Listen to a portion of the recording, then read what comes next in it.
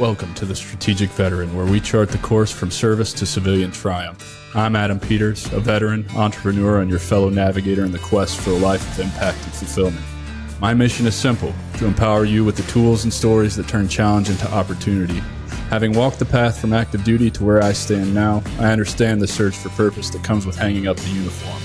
It's a path I've walked, with its trials, its tribulations, and its victories, and it's a journey we're on together.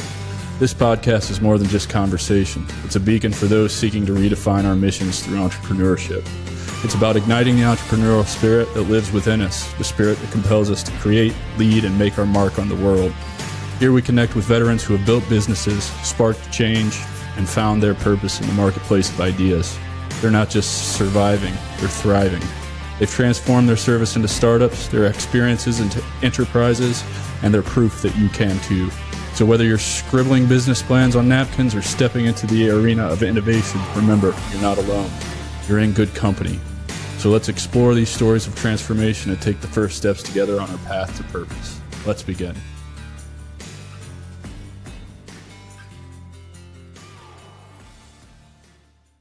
Let's see, there we go. Welcome back to the Strategic Veteran. I'm your host, Adam Peters, and today we have the honor of speaking with Dr. Stephen Crane, a United States Marine Corps sergeant whose journey is nothing short of inspiring.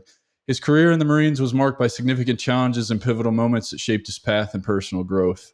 Dr. Crane's post-military career is a testament to resilience and versatility. He's held many roles ranging from MBA teaching assistant to project manager, organizational change consultant, paralegal, undercover investigator, financial planner, human resources expert, curriculum developer, instructor, janitor, and successful entrepreneur. His diverse experiences across various sectors have equipped him with a unique perspective and a wealth of expertise. One of the most transformative moments in Dr. Crane's life came when he confronted unprocessed trauma during his service, an experience that profoundly impacted his future after transitioning out of the military. He faced significant challenges, including homelessness. However, through faith, determination, and a relentless effort, he overcame these obstacles and built a life dedicated to service and success. Dr. Crane founded Veteran Roadmap, a 501c3 nonprofit organization providing comprehensive care and support to veterans. His work has helped over 3,500 clients build financial legacies, access hidden benefits, and maximize their VA disability ratings. Additionally, he has delivered over $3 billion in benefits to the veteran community. His core values, patience, understanding, compassion, and kindness, or PUC, reflect his deep commitment to making a positive impact.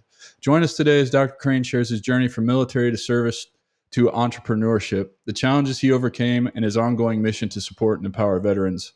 His story is one of perseverance, transformation, and unwavering dedication to helping others. So let's dive in and warmly welcome Dr. Stephen Crane, a true embodiment of what it means to be a strategic veteran, dedicating to leading. Dr. Crane, thanks for being here on a Saturday, man. I really appreciate it. And I'm excited to talk to you, brother. Yeah, man.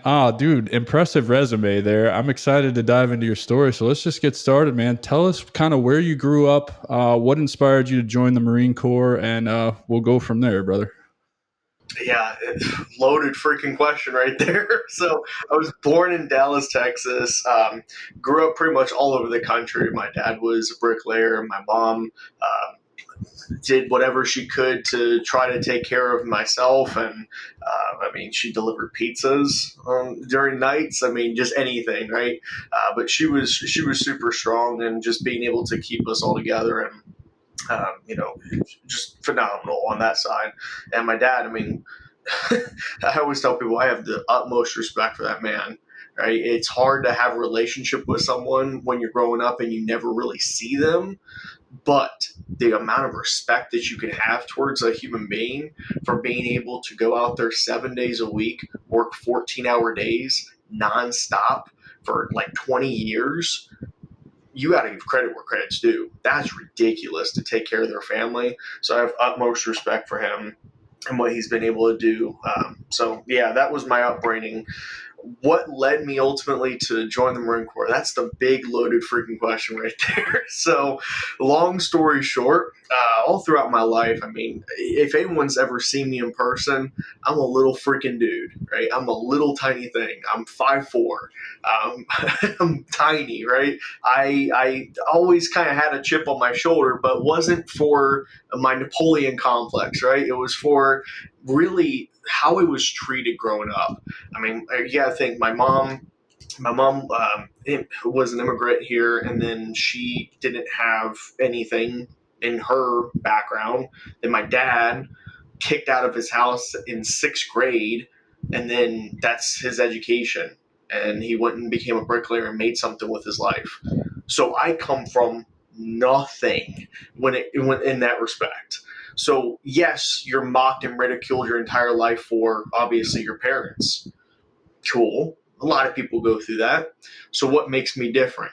Well, I don't know what it is about me, but some people decide to take it to the next level and send death threats and bring knives and guns to school.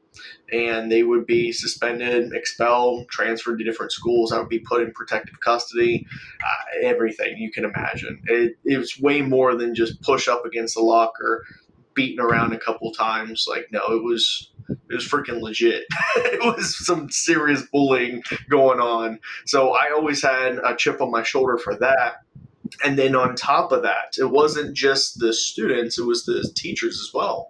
I was constantly mocked and ridiculed by teachers for a variety of different reasons. One of which being I I never really enjoyed school, partially because of the way I was treated at school, but I never really focused on the classroom aspect. I was always, I felt like I was in a mafia. I was always having to look over my shoulder to figure out who is plotting against me and how can I maneuver in school to literally avoid being killed.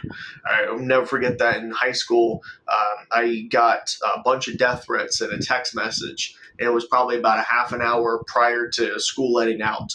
And they were taking pictures of knives and everything. They were showing where they're posted up outside my locker and everything. I was like, yeah, I should probably say something. I probably shouldn't go about this myself. So I showed the teacher, police rush in, dogs, everything. They're escorted out. It was a legit threat. It was a legitimate problem going on. But then the teachers would chime in too, and they would have me wear different things, walk up and down classes, mock me, ridicule me, all these different things. And then on top of that, the teachers would continuously tell me, "You're never going to make anything of yourself. Why are you here? You're stupid. Blah blah blah." And looking back, I'm just like, wow. Like as a teacher, you're supposed to inspire students and try to make something of them, and what they're doing to me is just continuously pushing me down. Then, so that's those are the two big ones. Then you couple in the internal aspect. So internally, and this is where it gets really freaking deep, which I'm sure, because I've talked to thousands of veterans, I'm sure this is going to resonate with someone. Early in my childhood, I was molested. Right, I was molested from 5 to about 9 years old, from various people, various incidents and stuff. So when you're young and you don't know anything about sexuality, you just know what feels good. So you grow up thinking, quite literally, you're gay your entire life. And you think that you're kind of bisexual, gay, you're kind of wondering what this is, and you don't know anything. You don't have a name to put to anything, right? You're just growing up and you're just like, all right, this is me. So, yes, you go to a school, people mock you and ridicule for that. They mock you and ridicule you for your family, the way that you look, everything like that. Then you got the teachers that chime in on it. Then you've got the internal struggle. It's a recipe for disaster. I ultimately hated school and resented any thought of going to college at that point. So, long story, again, kind of cut short. The recruiter came to my house and said, "Hey, we have an opportunity for you," the whole spiel. And I sat down and I said, "Okay, what do you got? Because I'm sure as hell not going to college. Well, what else is there?" And he laid it all out to me. And the recruiter, God bless his soul, I'm sure a lot of recruiters can kind of relate to this in a sense. Recruiters truly can make or break a person's future. And the recruiter, thankfully, I had a really good recruiter. The recruiter sat down and said, "Listen," and he pulled me aside and he said, "Listen, what's going on behind the scenes? You're obviously very smart. I can see your ASVAB. I can see everything. I can see your grades. You're obviously very smart. You say you hate school, but you have a 4.0 GPA. You're in the top 20 of your class. You have all these different honors. Something's not mixing up here. What's going on? And I told him, I'm like, listen, this is where I'm at. And I want to prove to myself that one, I can make something of myself. Two, that I want to confirm that I am, quote unquote, this man, right? Whatever this ideal masculine man is, I want to confirm to myself that I'm actually that. And then, most importantly, I just want to kind of prove everyone wrong and give them a big fuck you, right? So I said, I'm like, what can I do? And he said, I got the opportunity for you, the Marines. I was like, okay, cool. Is that the hardest one? And they said, yeah, for boot camp, 100%. That's the hardest. I'm like, great, let's do that. And so I signed up and then shipped off, and that pretty much was the whole story. Relate to you in so many, we're a lot alike in so many ways with what you just said. I also, grew up with a mother who worked basically part-time, whatever she could find. My parents split when I was young, so there's, a little bit of a difference there, but my dad was also working all the time. My dad's my hero. Like, I understand it's hard to get to know somebody when they're always out of the house. My dad was always out of the house working, but growing up in Southern Indiana, I saw that and I was like, this is what hard work is. This is what fighting to take care of your children looks like, right? Even though we didn't have it the greatest, it taught me a bunch of lessons that I wouldn't realize till later in life. And I kind of gather that's what you're saying about your own dad, right? Yeah. And then you've got the bullying, and I would never try to compare my bullying experience with yours because you we're in a different era, right? Like you had cell phones. What year did you graduate high school? Okay, so you graduated 9 years after I did, right? So, technology and, I also grew up my whole life being bullied, wearing glasses. I'm a 80s baby, so I went to school in the 90s. Kids were ruthless in the 90s. Glasses technology was not what it is today. You also didn't have, all the bullshit where people are now accessorizing their outfits with glasses, even though they don't fucking need them. That shit pisses me off more than anything because I was ridiculed as a child for having to wear glasses. But the teachers would do the same thing. People that I had looked up to, people that I thought were supposed to be leading, training, and mentoring me to go further are doing the same thing that they were doing to you. I didn't have any death threats. I wasn't receiving pictures of knives and guns and this is where we're going to meet you at. But, there was very much some stuff where it's like, meet me at this gas station after school. We're going to fight. And it's like, okay, let's do this. You know what I mean? So I relate so much to all of that. And I think a lot of what inspired me to join the Army was just wanting out of that environment. Not really kind of trying to test my manhood or anything, but just like I knew there was more to the world and I kind of won out. And the Army did that for me. And I think the Marines probably did that for you too, right? Yeah, absolutely. It provides you an out. It provides you options. It provides you confidence. It provides you just so much stuff that a typical college route just will never, and it can never give you. I relate again with what your recruiter said, right? Like just looking at you as a human being, not as a number that they need to put in the Army. I had a recruiter. He wasn't my recruiter. He wasn't the guy that put me in, but Bradley A. Marks, if you're listening to this, he was the infantry guy in the recruiting office, and he really guided me after my recruiter had all the paperwork and whatnot. And like he ran the delayed entry program, and he really did. He kind of lifted me up and saw what was going on behind the scenes, the broken home, the fighting constantly, just like understanding that I didn't come from a great place, and really turning me on to what the Army could offer me without the whole sales pitch of being a recruiter. We always like to tell people like, yeah, I got sold hook, line, and sinker off the fast roping helicopter videos and the walking through the woods and firefights, right? Because I was an infantry dude, and that is somewhat true. That compelled me to join the Army, but really like being mentored by Sergeant Marks was great, and it really did inspire me to do well in the Army. Is that kind of how your recruiter treated you? Really,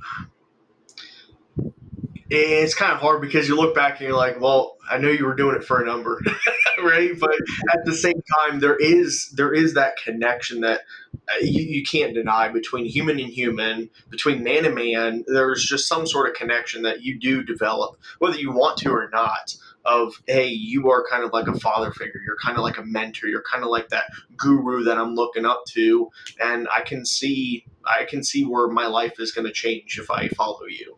And whatever way, right? I know you're going to probably use and abuse me a little bit, but whatever way, I know I'm going to end up a little bit better on the other side. Yeah, And yeah, 100%. yeah, and again, like looking back, it's you were a number, but like a testament to this living proof. If you look behind me, you'll see my EIB up there. That EIB is the very same one that the day I shipped, Sergeant Marks took off of his uniform and handed to me and said, this is to guide you, right? Like this is something for you to look forward to. So when I actually earned my EIB, that's the one that I had pinned on my chest, right? Like that's the one that's in my love me wall, because that man really did inspire me. However mediocre my career was, however, whatever, all the shit I went through, and unlocking potential afterwards and understanding what it could have been, it still really had a big impact on me. So I relate to that 1,000%, man.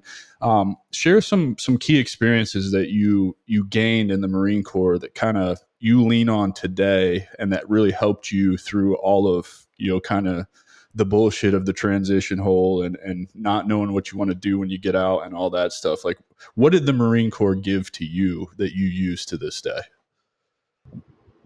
So much. So much. I mean, from the very get go, we always joke like the Marine Corps prepares you to be homeless. Well, shit, it does. You become very resourceful in understanding what things can be used for what, and thinking outside the box. So I mean, that's definitely the biggest one, is just being able to think bigger, especially with the Marine Corps. I mean, the Air Force, we always joke with them, right? They always get the biggest funding, the coolest gadgets and stuff. The Marine Corps is the bottom barrel. You get nothing. You get the hand-me-downs of the hand-me-downs that were already in war and that are torn up, and then you get that one. Yeah, you guys are the bastard children of the military, right? You belong to the Navy, right? So the long-standing joke is Marine stands for my ass rides around in Navy equipment, right? And I remember I did a couple of deployments.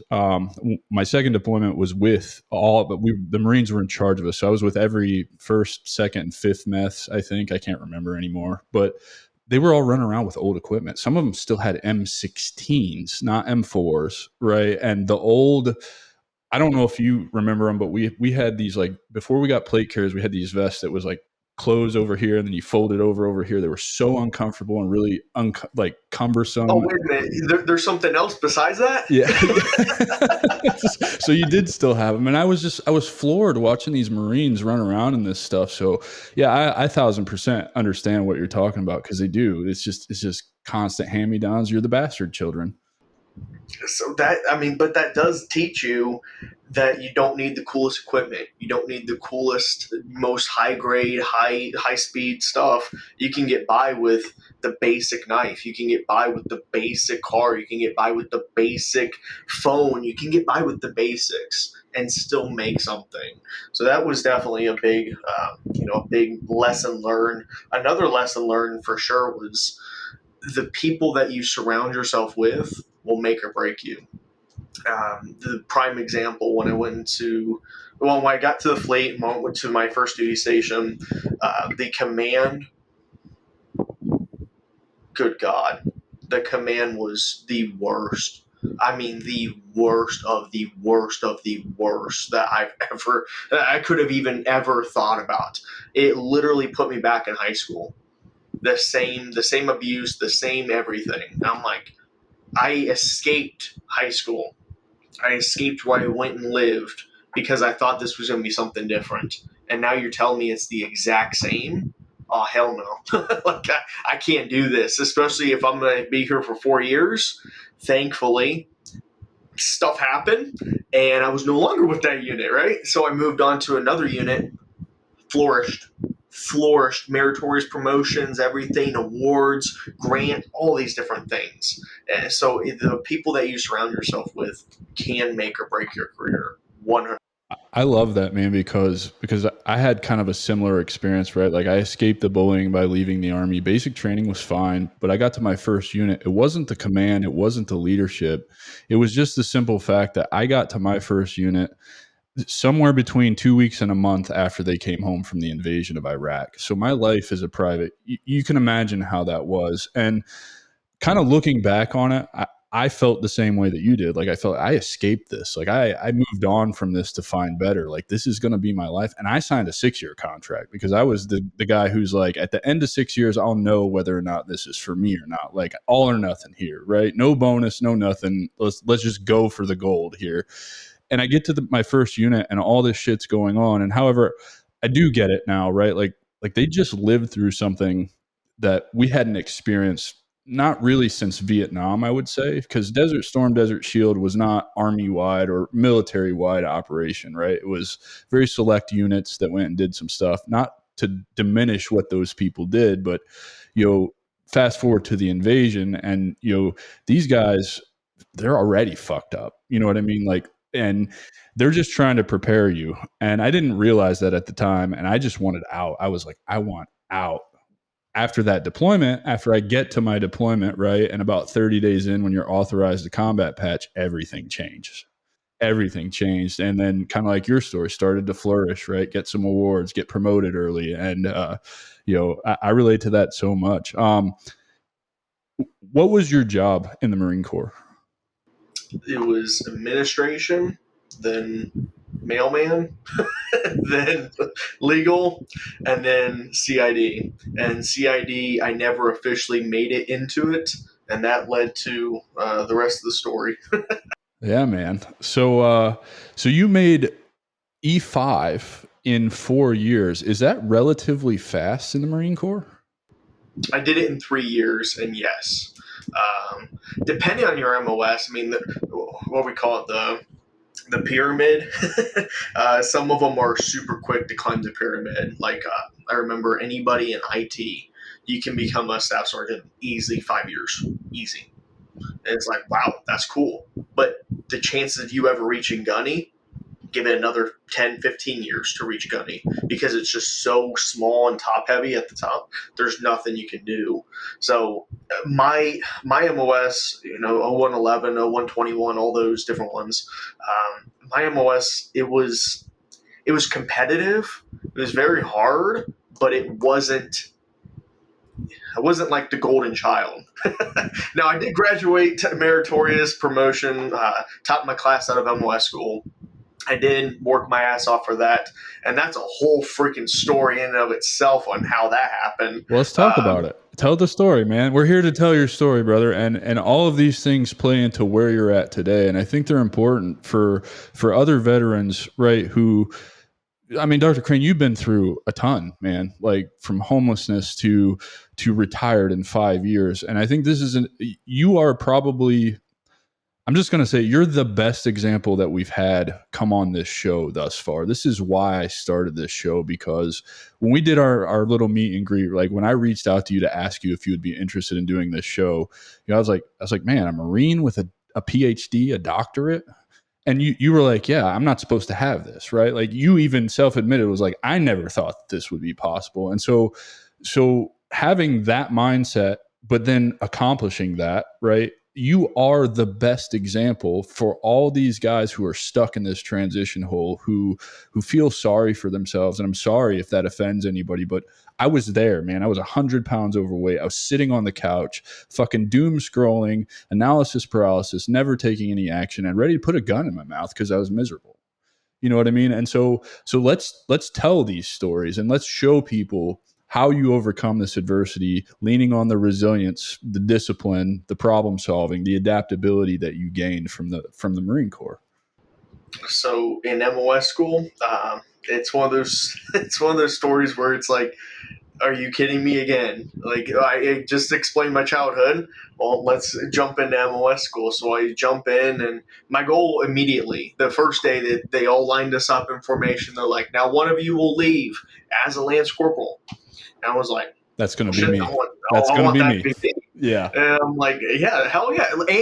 And they threw in the bonus, and you get to choose your duty station. I'm like, I'm locked in. Fucking Let's go. sweeten the pot. Let's go.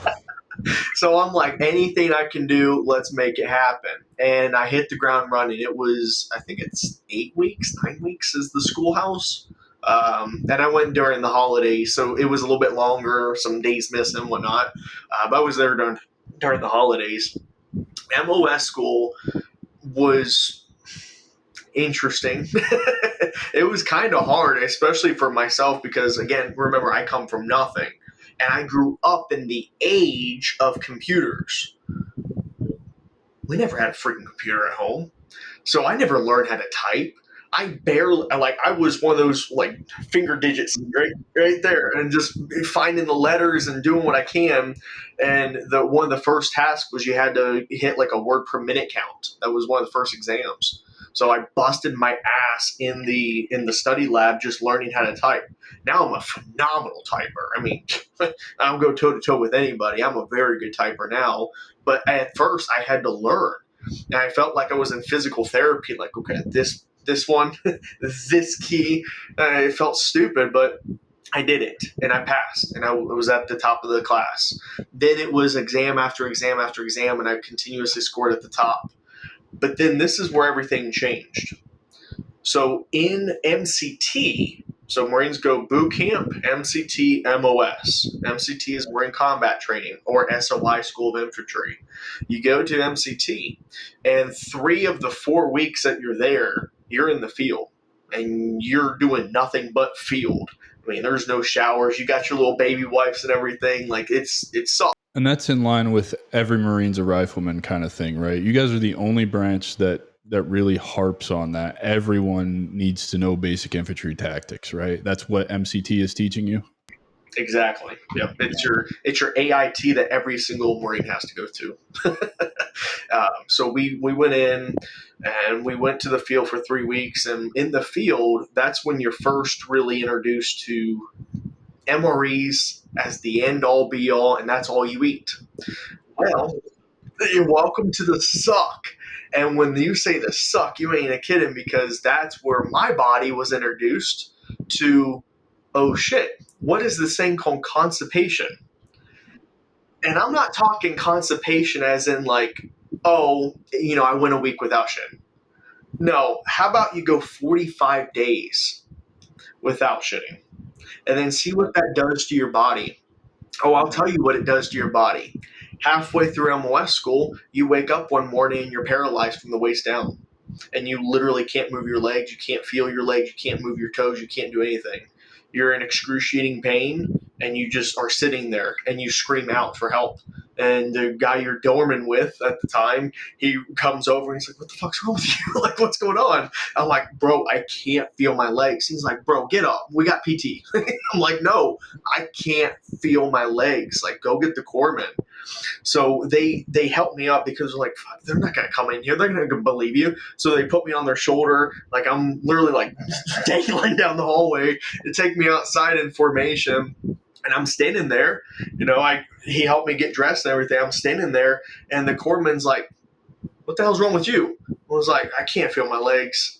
And he's like, "What the hell?" He lays me back. He just takes a look, and he's like, "Yeah, you need to go to the hospital. Something's wrong here." And so I went to the hospital. And in the hospital, they ran some blood work. They did everything. Came out, I was septic. I did not pass a stool for over a month. It was like 40 something days that I went without a bowel movement. And so obviously they had to take care of that. That was terrifying in and of itself. But did you not at any point be like, I haven't shit in a fucking month? Like you didn't, like, because you're talking about, I'm a 4.0 student. I didn't really like school. Like, you're obviously like, I was not a 4.0 student, right? I did what I had to do to keep my grades up. I didn't like school, but I was also like, I think the teachers poking fun at me and really not mentoring me like they supposed to was kind of what turned me off to school. But and I used to not consider myself smart because I had too many people telling me I wasn't smart. But you're obviously a smart guy, man. And so, like, at what point are you like, bro, this is weird. I haven't shit in a month. Like, this is probably a problem. And that's the funny thing. You would think that would be common sense. Like, I I mean, shit. But when you're running at high speed, and especially when your eyes on the prize of Lance Corporal, bust my ass, and everything, you let your health deteriorate, and then one day you wake up and it catches up with you, and you're like, what the fuck? What happened? And that's exactly what happened to me. So it literally never even passed my mind until the doctor asked. The doctor asked, when's the last time you had a bowel movement? I was like, I don't even know. bro, I don't know. That's a good question. I was like, shit, I don't know. So when he asked that, I was like, oh my God. And he's like, really think back to when it was. I was like, oh no, before MCT? And they're like, oh my God. So they did ultrasounds and everything. Yeah, it was bad. But long story on that, that led to me being septic, that led to me being paralyzed, and that led to the doctors, because I also had like a flu and stuff. I mean, my body was shutting down.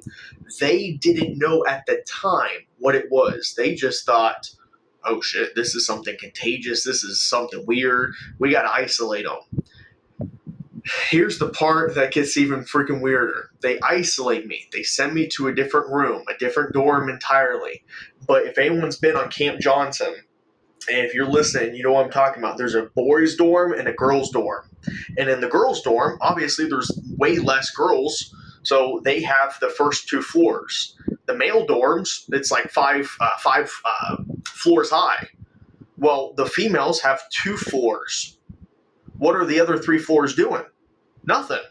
So they isolated me to the top of the 5th floor on the girls' side, and they isolated me. They said, "Do not leave your dorm room. Do not do anything. You know, if you need something, here's a cell phone. Best of luck." I was like, "Okay." So, like, you gonna deliver chow? Like, what's gonna happen? How long am I here? They're like, "Oh, we'll check up on you. Don't worry." I was like, "Okay." They fucking left me. Yeah, I knew that was coming. When I say they left me, I was there, and you can ask anybody. I was texting everybody and was like, yo, I'm still here. Like, are you guys coming? And this was probably day 2 or 3. And I'm like, no one's checked up on me. They gave me some water, and that's it. Like, I haven't They just had food in locked 2 you or on 3 the days. 5th floor with just some water. Said, we'll check on you. And 3 days later, nobody has checked on you. Why does that sound pretty much like something the military would do?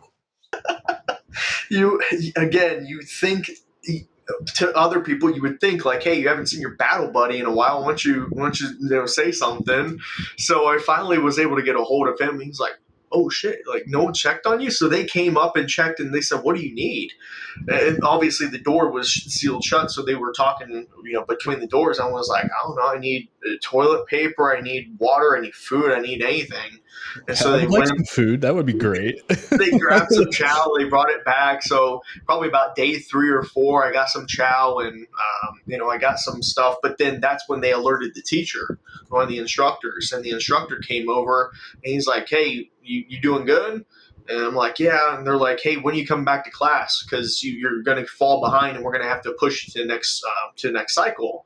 And I was like, well, I know this sounds dumb, but is there a way I can take the test in here? Because the doctor hasn't said anything. And they said, well, let me check with the schoolhouse, teacher or whatever.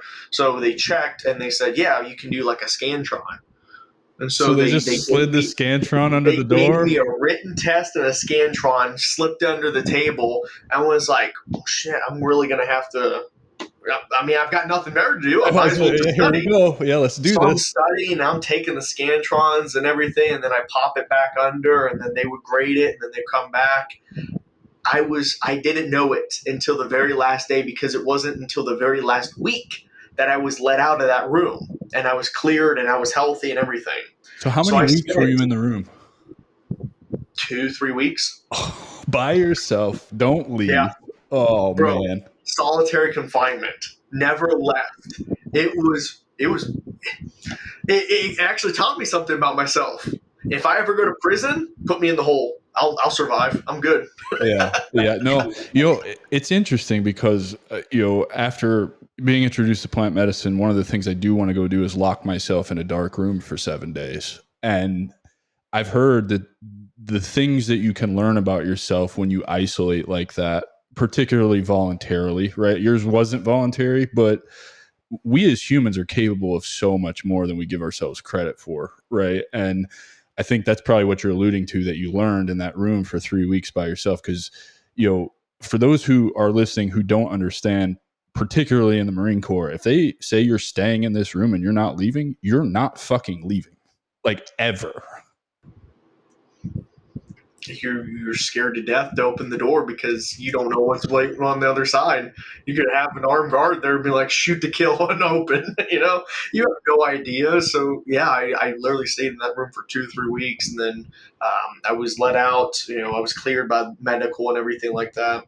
Went back to the platoon, and then we had like our not graduation ceremony, but we had kind of like a platoon meeting where they announced the number one person. And then I knew it was semi close because the instructor would tell me, be like, "You're actually in the running."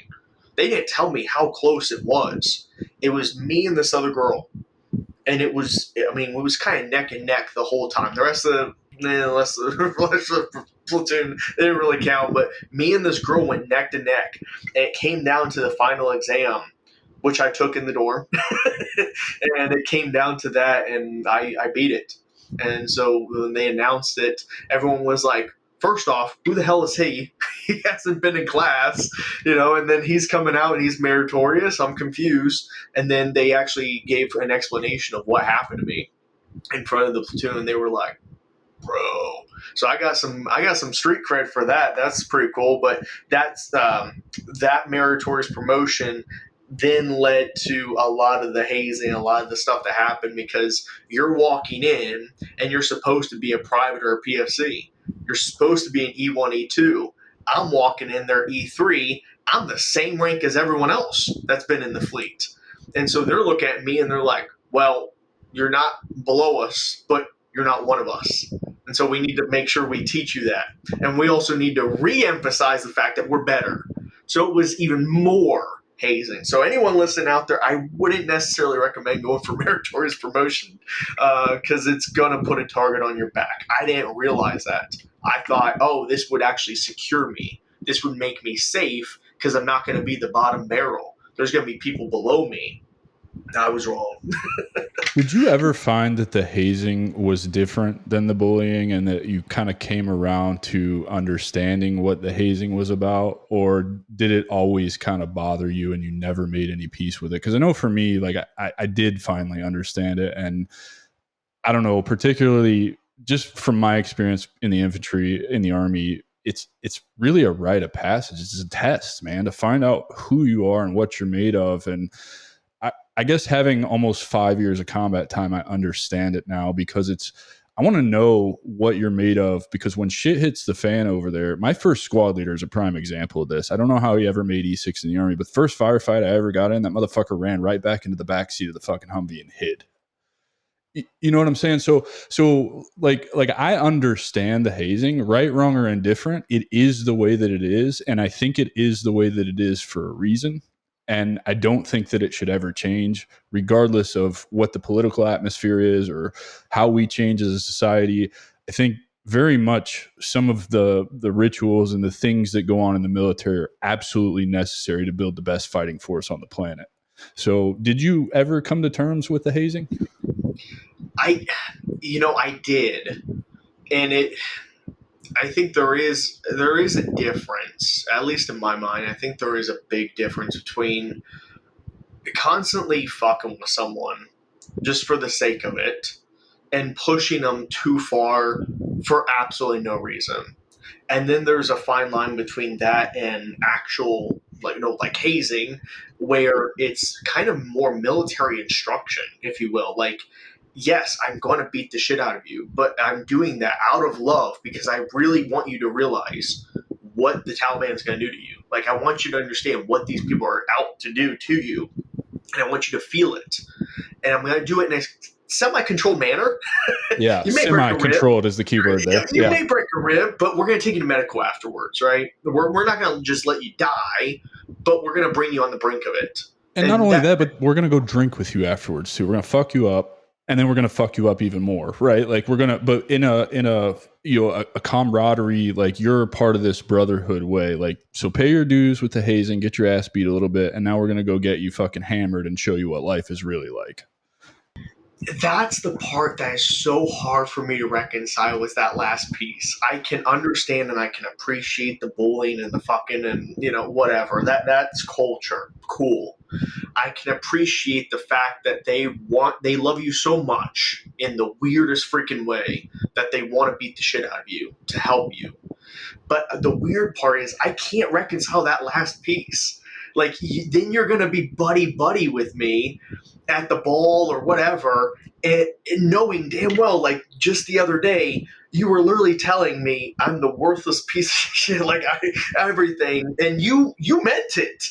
But then you can flip the switch, grab your dress blues, grab a beer, and now we are literally friends. That part for me was weird. It brought back like emotional manipulation from like an abusive relationship, because it's like I'm gonna beat you because you're my wife. I'm gonna beat you in a submission, and I mean it. But then for dinner, where do you want to go to eat, honey? And then like you mean it. That to me, I don't know. I feel like, I mean, we're all wired differently, right? But I feel like the wiring in military to be able to do that and to snap in and out like that, that is something, I don't know, that's something psychology needs to study a little bit more on how people can make that switch like that. Well, I definitely understand what you're saying there because as a leader, as I grew up, I always tried to make sure I knew where the line was, right? Like firm, but also like fair. And like I'm gonna teach you some lessons, but I really am gonna be your buddy. I'm not gonna ever make you feel like I'm not your buddy, but I am gonna beat some discipline into you. I am gonna show you a little bit of what this is about for good reason, right? You pick up on those things. At least you should as a good leader. I think that's the key, though. Is as you is the key is you should as a good leader. Yeah, should. Right. Um, so let's talk about the unprocessed trauma. I assume that's you coming to terms with being molested as a child. You worked through that while you were in the Corps. Did you work through that while you were locked in that room? Did you work through that after the Corps? When did that actually come about? That's the crazy part. I never once talked about it. I never once said anything. It wasn't even until my book published last September that I mentioned anything. My family, my wife, no one ever knew anything. And it was through the book because I had so many veterans reach out because they knew bits and parts of my story. And I had so many people in academia and so many people across just life reach out to me and say, you need to write a book. And I was like, shut up. Like, again, my story is not special. No, shut up. You need to write the book. Just write the book. I guarantee you it will impact someone. And I said, all right, fine. I'll buckle down and write the book. And I got some help with it because I was wondering, should I put it all out there? And if I do, what are the repercussions? I know it's going to destroy my family. I know it's going to destroy my wife. I know it's going to destroy a lot of people that truly love me and care about me. But is it going to help someone? And that was the number one thing I asked the editor. Is this going to help someone if I just lay it all out there? And they said yes. I I think didn't the know. biggest person it was going to help was you. We'll get to that. Yep, that was part of the process. So all I wanted to do truly was just help someone else because we're wired to serve, and I just wanted to help someone else. Maybe it would resonate with them. Maybe it would touch them or something. And I wrote it, I published it. The feedback that I got on the book was, I mean, more than anything I could have ever asked for. One of the feedback, one testimony that I got from an elderly woman, she reached out to me and said, "Hey, because of your book." And because of the story that you shared, it broke my heart, but two, I wanted to reach out to you and let you know that I shared this book with my son and we've been no contact for like 10 years. And I just really wanted him to read it. Because he read the book and because it resonated with him, we now have an amazing relationship. I was like, done, done. That's success. Cool. That was my only metric of success. Will it impact someone's life? And as soon as it did, that's where I got the reconciliation for myself of hurt people, save people. Hurt people always hurt people, but hurt people can save people. And that kind of rewiring changed instantly for me. And from there, it was like, okay, how can I process this and make this into not, what would you call it, like feeling sorry for me, and all that, but how can I make this a true victor story and complete that hero's journey on this cycle?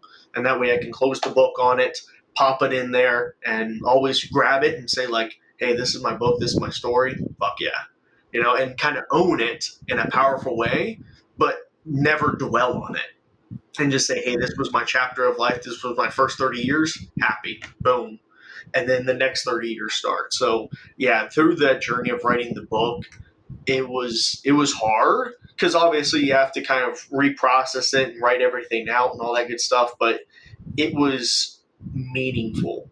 It's cathartic, right? It's cathartic, it gave me purpose. yeah, man. No, that's awesome. I, having started this podcast and only having at the time of this recording released 5 episodes, I'm getting people telling me you need to publish a book. You need to, and I'm a lot like you, man. I just wanted this to help one veteran. If it saves one veteran's life, before I even released it, it did save a veteran's life, because this kid I mentored, saw my profile on LinkedIn.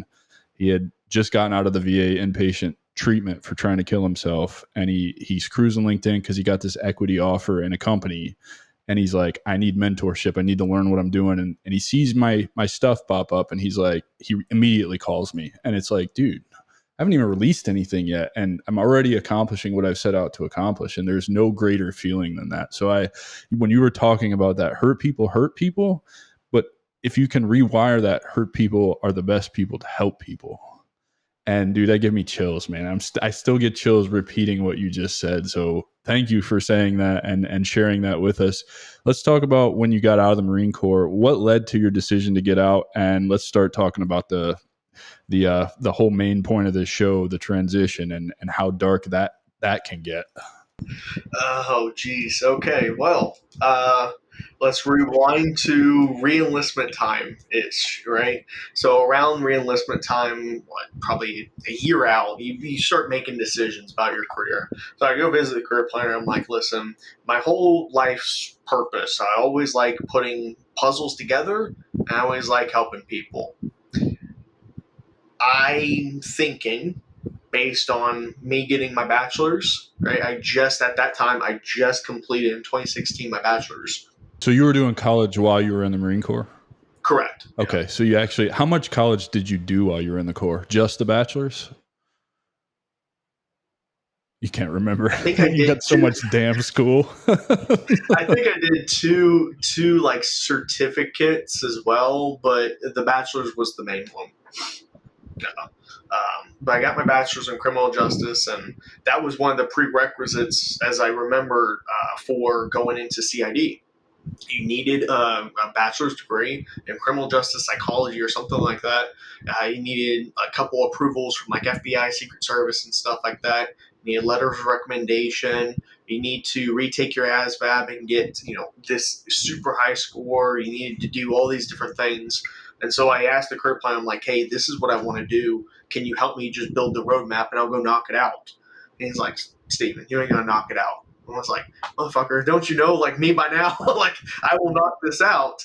And so he gave me the list. He's like, hey, best of luck. A couple weeks later, knocked everything out. Retook the ASVAB, everything. Boom. I came back and said, here's my package. And he's like, son of a bitch. Like, is there anything you can't do? I was like, no, this is what I want to do. I want to go into CID. I want to be able to help people. I've worked on the legal side. The last year, I love that, and I love being able to help people on that end. So this is what I want to do. So he submits the package. He sends it over to CID. They interview me, all that good stuff. They're like, yeah, cool, sounds good. You need to do a physical evaluation and a mental evaluation. I said, oh, okay, cool, no problem. Let me go over to BAS. Let me take care of that. So I go over. They look at me and everything, and then they say, great, this is part one. It's You're like, excuse me? Yeah. it's like, so it's not, are you wearing condoms? Are you drinking water? Are you wearing your seatbelt? It's no, we need to take blood work, CTs, MRI. We need to like do a full workup on you. Oh, and then by the way, we need to go through a psychologist that actually is going to sit down with you and ask you some deep questions. I said, okay. So I went off and I started doing that. And that's where kind of everything takes a tailspin. Because remember, the last couple of years have been high speed, focusing on education, focusing on, promotions, awards, volunteering, got my move some, everything, right? I did everything you're supposed to be a good Marine. I was not focused on my health. Because whenever I focused on my health, I just looked around and I'm like, well, they're broken. They're broken. They're not complaining. They're not at medical. So I guess I'm good. Let's charge forward. Well, it catches up to you, and that's what happened. So when I went to the psychological evaluation, diagnosed with generalized anxiety disorder, major depressive disorder, post-traumatic stress disorder, and a TBI. And the TBI actually came from one of the events previously from a massive hazing accident that occurred. Beaten, bloody, woke up unconscious, wander in the woods. PMO had to come grab me. It was bad. Fuck, man. I never had it that bad. So, Jesus Christ, dude. That's what led to my TBI. I wasn't blown up overseas or anything. I was just beaten, literally unconscious. So that all popped, and they're like, yeah, that's a problem. Then I went over to medical, and then they did a whole bunch of stuff. So I had degenerative disc disease in my neck and in my back, bulging disc, herniated disc, all that good stuff. Had a broken foot, had a torn patella, what else? Hyperextended arm, a couple different things. So what the hell is a pack clerk doing with all these damn bodily injuries sitting in an office? You sound like an infantry dude after 4 deployments, because I've got all of those things that you just mentioned, minus the patella. I got lucky and it missed my knees, but it fucked my shoulders, my ankles, my feet, my back, all the above. That's the number one thing that people always say. They're like, how the fuck is an S1 pack clerk, walking out looking like this? I'm not trying to diminish your experience, but it's like, Jesus Christ, dude, you're pushing papers. You're not pushing fucking 80-pound rucks and fucking humping a damn machine gun. You know what I mean? Right? But all the training exercises, as they call it, right? All the training exercises, that will fuck you up, especially if you're the one really targeted. That will destroy you, and that's exactly what happened to me. So all these things were wrong. They denied my paperwork. They said, yeah, you're too jacked up. We can't approve this. You're not clear for FLETC. You got to go. So packaged everything up, went back to the career planner and said, all right, what are my options? Because apparently I might have to wait on this, I guess, and maybe get treated, maybe fix myself or something. And the career planner said, that ship has sailed. Like, you put your eggs in that basket, re-enlistment's gone. Like, really nothing that we can do. I was like, so you're basically telling me that I'm medically unfit for duty? He said, yeah, I mean, quite essentially, that's what the package says. I said, okay, cool. So I want a medical retirement. That's what I rate. If I'm medically unqualified to serve, that's a medical retirement. And they said, bastard. Bastard. This guy knows the laws. This guy knows the UCMJ. Because you just worked with the law, right? Like for the entire last year. See, that's a unique position, I think, that you're in, because it's similar story, man. When I had torn my shoulder, my labrum, like shredded it. The surgeon, he gave me the pictures because he was pretty proud that like my shoulder was the worst one he ever worked on. And, he told me it was a 50-50 shot after the first surgery, whether or not I'd stay on active duty or not. Like, it was just kind of one of those things. So I spent like a year in a sling and like rehabbing and all of that, and only to get cleared and like a month later re-tear it, have to go to another surgery. And he's like, you're done, dude. You're done. And I didn't have the legal background, so I had to fight for 100% and 30 Army side to get the retirement and all of that, go through the appeal process. I was just lucky and got a really good lawyer who was like, they can't do this to you because the exact same surgery you said and the exact same words on my whatever, I forget what it's called, the med board paperwork, were in the reg, and they tried to give me a lesser percentage, but it was worded literally verbatim.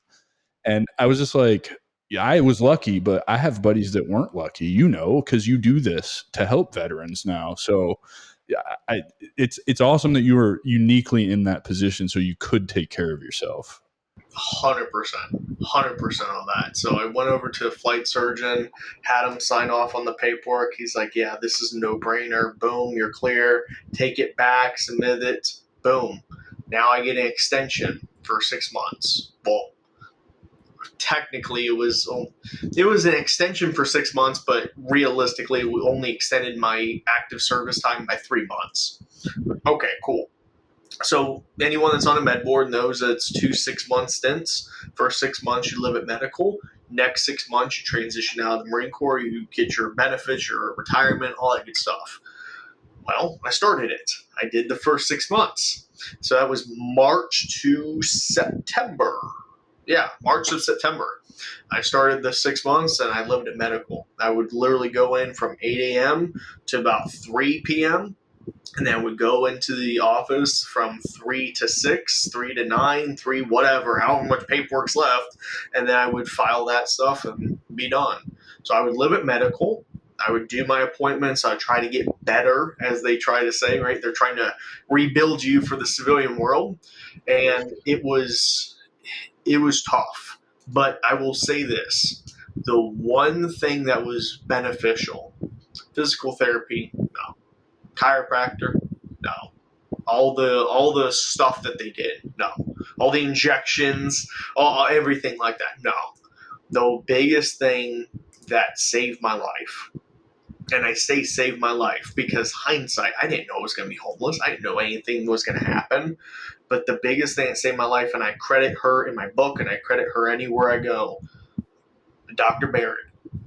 That woman saved my life. I didn't even know it at the time. I mean, yeah, I was very depressed. I was very suicidal because you work your whole life. You go into the Marine Corps. You think you're going to have a career. You think you're going to go into criminal investigations. You're going to utilize your bachelor's degree. You're going to go do something with purpose, not sit around and file freaking paperwork all day. You want to go do something that's meaningful.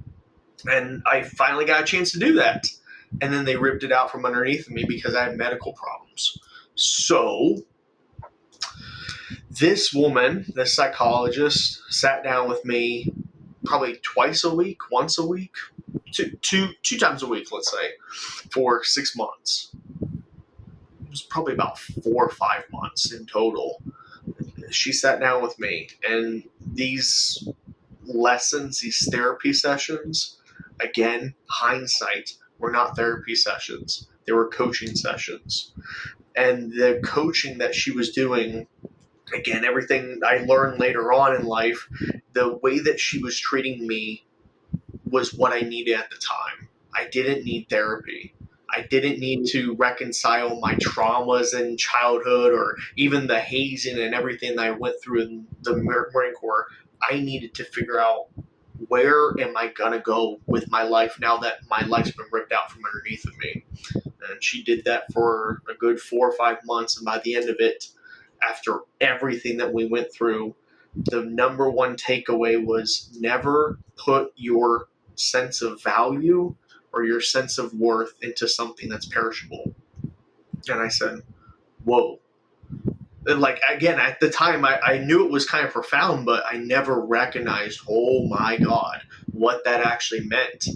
And it was towards the end that once I kind of got better and, I was there in the head, she was basically giving me examples like, how many people are constantly saying, like, the reason that I'm living is for my wife or for my kids or for this. What if they divorce you? What if your kid gets run over in a car? What if your kid dies of cancer? So what, you're going to off yourself?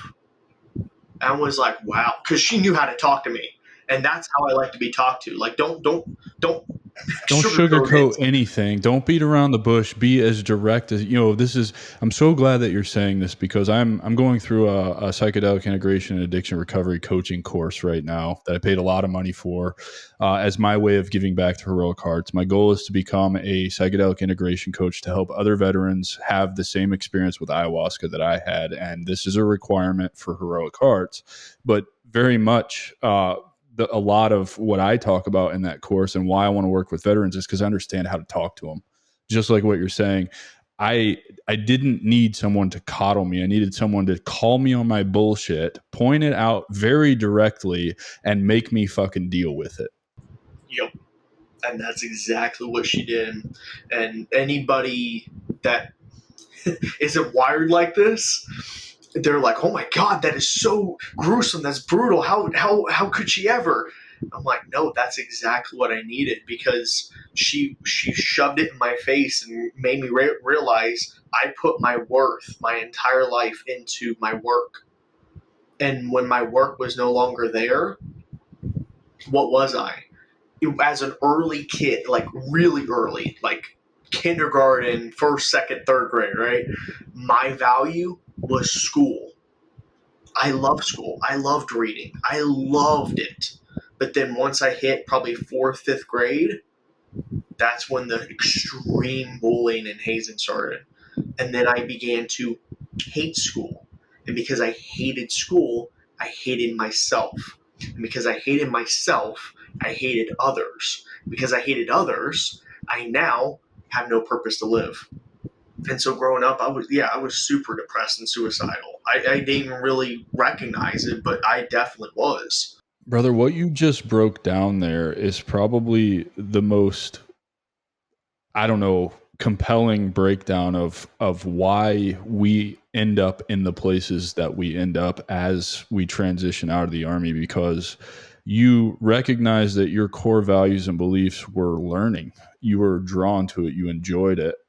And because all of this stuff started in fourth grade, you started to hate yourself because I assume a lot of the bullying was coming from being a smart kid, right? And that's fucking, first of all, that's just as bad as people doing what they did to me and telling me that I was a fucking dumbass. I had no intelligence. I was never going to make anything of myself, right? You're just getting it from the opposite end because you're a gifted learner and shit just sticks and you're a 4.0 student. I actually saw that growing up as well. The smarter kids would get bullied too. And it's like, what are we supposed to fucking do here? Like, I don't like school because I'm just not the person that wants to sit here for 8 hours a day and have somebody preach at me, right? But if you put me in a class where I'm working with my hands, I loved like biology, advanced biology in high school when you're dissecting the cat. Like, bro, I excelled at shit like that. Playing with microscopes, like let me like see stuff and touch stuff and right, like that's how I learn. But preaching at me for English class or because I don't understand math because you're a shitty teacher and you give the smart kids all the opportunity to ask questions because my questions are dumb because I just don't understand this, right? Like that's out of this fucking world, bro. Why do we treat people like that? I feel like that's a whole nother podcast in of itself. Maybe we need to do that one, dude, because everything that we're talking about right here is like why I started this show, because I feel like every single one of us, whether we realize it or not, at some point we've lived through some version of this fucking story, and these are the stories that are going to save veterans' lives. You're not unique in the shit that you've been through. We've all been through something fucking awful, right? I think that's the type of people that the military preys on for good reason, right? Because you're malleable, they can mold you into what they want, and generally they know that you're not going to fucking care because you don't know, right? And so, yeah, let's have these conversations. This is a whole reason we're doing this, man, because pointing this shit out is going to shorten the amount of time that people have to spend. And I'm calling it the transition hole because it's really what it is. It's this deep, dark hole that is really hard to get out of. And I want to shorten the length of time people have to spend in that, you know? That's why I attribute me being here today really to what she taught me without even like lecturing at me, what she just kind of illuminated in my mind, which is coaching. So what she was doing everything that I needed at that moment, and realizing that yes, my learning, my ability to learn, that was a God-given gift. Cool. And it was ruined at the fourth grade. And then your ability to, what was I saying from the military? Oh, the job. Your ability to adapt and to kind of overcome that and to figure out, oh, well, learning is no longer what I'm passionate about because I'm not good at it, right? Now it's, I need to find a job and I'm really good at my job. I got meritoriously promoted out of MLF school because I was naturally gifted and smart, but it was because of that hard work that I put into it and being the best at my job. I got all these awards and everything because I busted my ass in the military. I never hung out with friends. I never went out and partied. I never did anything like that because I was at a freaking cat shelter on Saturdays and Sundays. When everyone else was out getting drunk and drinking, I was volunteering for a soccer club. I was volunteering at the shelter. I was doing everything I could so I could get my military outstanding volunteer service medal. I was doing everything I was supposed to because I was putting all my value into how good of a worker I was. And then when that got taken away, now I'm no longer a learner. Now I'm no longer a worker. Now I'm just literally a piece of shit. You got nothing. Yeah. And so Nothing, when all literally. of your world revolves around something and it's stripped away because nothing in life is permanent, including relationships. So if you have a kid, again, God forbid something happens, are you going to give up? I don't know. I can't speak for you. Or if you have your wife or you have a husband and that is your sole purpose for living, if something happens to them or if they leave, then what? Well, apparently you have nothing to live for, so why are you here? That slap in the face reality that she gave me made me recognize that the only thing that's quote unquote permanent is me, and specifically me and my mind. And if I focus on that and that alone, I will never fail because it's me. It's permanent. It's not going anywhere. And the value that I derive from is me. Like that in and of itself is the value. Nothing can stop me. That was the pinnacle moment of all the coaching, all the therapy, everything up to that moment in my life. It all came to that one specific moment when she slapped me in the face with that. And from that moment forward, I never placed any value into work, any value into education, any value into relationships or anything like that. It was all Material about things, anything, right? It was not all the value was within, right? Like just for yourself, your mind, your soul, right? Your spirituality, all of that. Like I think that's amazing, man, because having done this show, recorded several episodes, talked to people about their transition, it's always the same story. Nobody has really had what you had with that psychologist, that doctor, right? And why do you think people like us really resonate with that direct approach, with them really just essentially what it is they're stopping you from running away from all of that shit, from hiding from it, because it's what we do, right? I don't know, for me, the Army was really good at teaching me how to compartmentalize everything, like turn off the emotional switch and just forget about it, right? Put it away, not let it bother you. And what they're not good at is teaching you how to deal with it when inevitably the circuit breaker flips and that switch gets turned on and you're now having to deal with all this shit you've compartmentalized your whole life. Particularly, like, I was 17 when I joined, you know what I mean? And I'm getting out at 30 years old. My whole adult life, all I know is compartmentalization, not dealing with emotions, really not knowing how to be a well-rounded adult man. So why do you think we resonate with the direct approach? it goes into the brainwashing that we're all subjected to. I mean, the military is a cult. You can look at the similarities. It's a cult. That's what it is. They're meant to strip you of any identity, any purpose, anything, and then they give you that purpose. And they And tell what's you the that. They told us that at basic training. Our job for this first, because it's red phase at basic training, and I don't remember how long it is. I want to say it's the first month. They call it total control, and from day one, they tell you our mission for the next month in Total Control is we're going to tell you when to do everything. We are going to break you the fuck down and build you back up the way that we want you to be. It is not a secret. They are very open with it, and they remind you that entire month. Marine Corps does it a little bit less, I guess you could say. They just say you are scum and you are worth nothing, but the Marine Corps will give you something of value, and so just submit to the Marine Corps. Kneel, that's pretty much what it is. But I think that really is the beginning of it. Is they strip you of everything.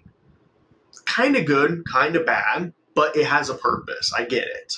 But they strip you of everything and then they give you your mission. And that mission becomes your life's work. And you always hear number one priority, right? Mission first. Even above people, it's always mission first. It's always mission first, people always. BS. It's always mission first. It's always mission first. My whole career was that way. Yeah, absolutely, man. And so when you are constantly driven by mission, you're always looking forward because you don't have time to look in the past. And even at the end of the mission, what do? You count your beans, bullets, Band-Aids, right? You do that, and then you move on to the next mission. You do a sit rep, and you move on. It's never, right, let's have a kumbaya, let's set up a little fire, and let's reminisce about what just happened the last day over in Fallujah. Let's just talk about it. Hey, when you barged in the door, how'd you feel? Was it scary? Yeah, okay. Right? No one does that. You bring that up, and they'll be like, "That's stupid. I'm out. Shut the fuck right? up. I'm leaving. We're not doing this." Yeah, no. Where's the next mission? Yeah, that's the problem.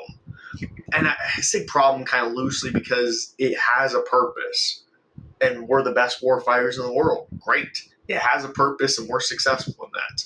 But you can't deny the fact that that is one of the key reasons why we get so fixated on just moving forward and focusing on being direct and moving ahead.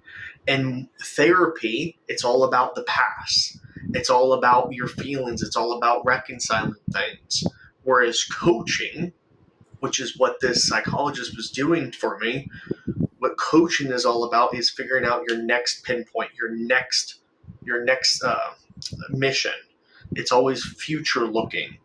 And that is what I would say the vast majority of people need, especially in that moment, is what's my next mission? What's my next purpose? Just tell it to me and I'll go attack it. Versus therapy, which is, well, let's talk about your service and let's talk about those feelings that you've never talked about. That's not serving a purpose in my life.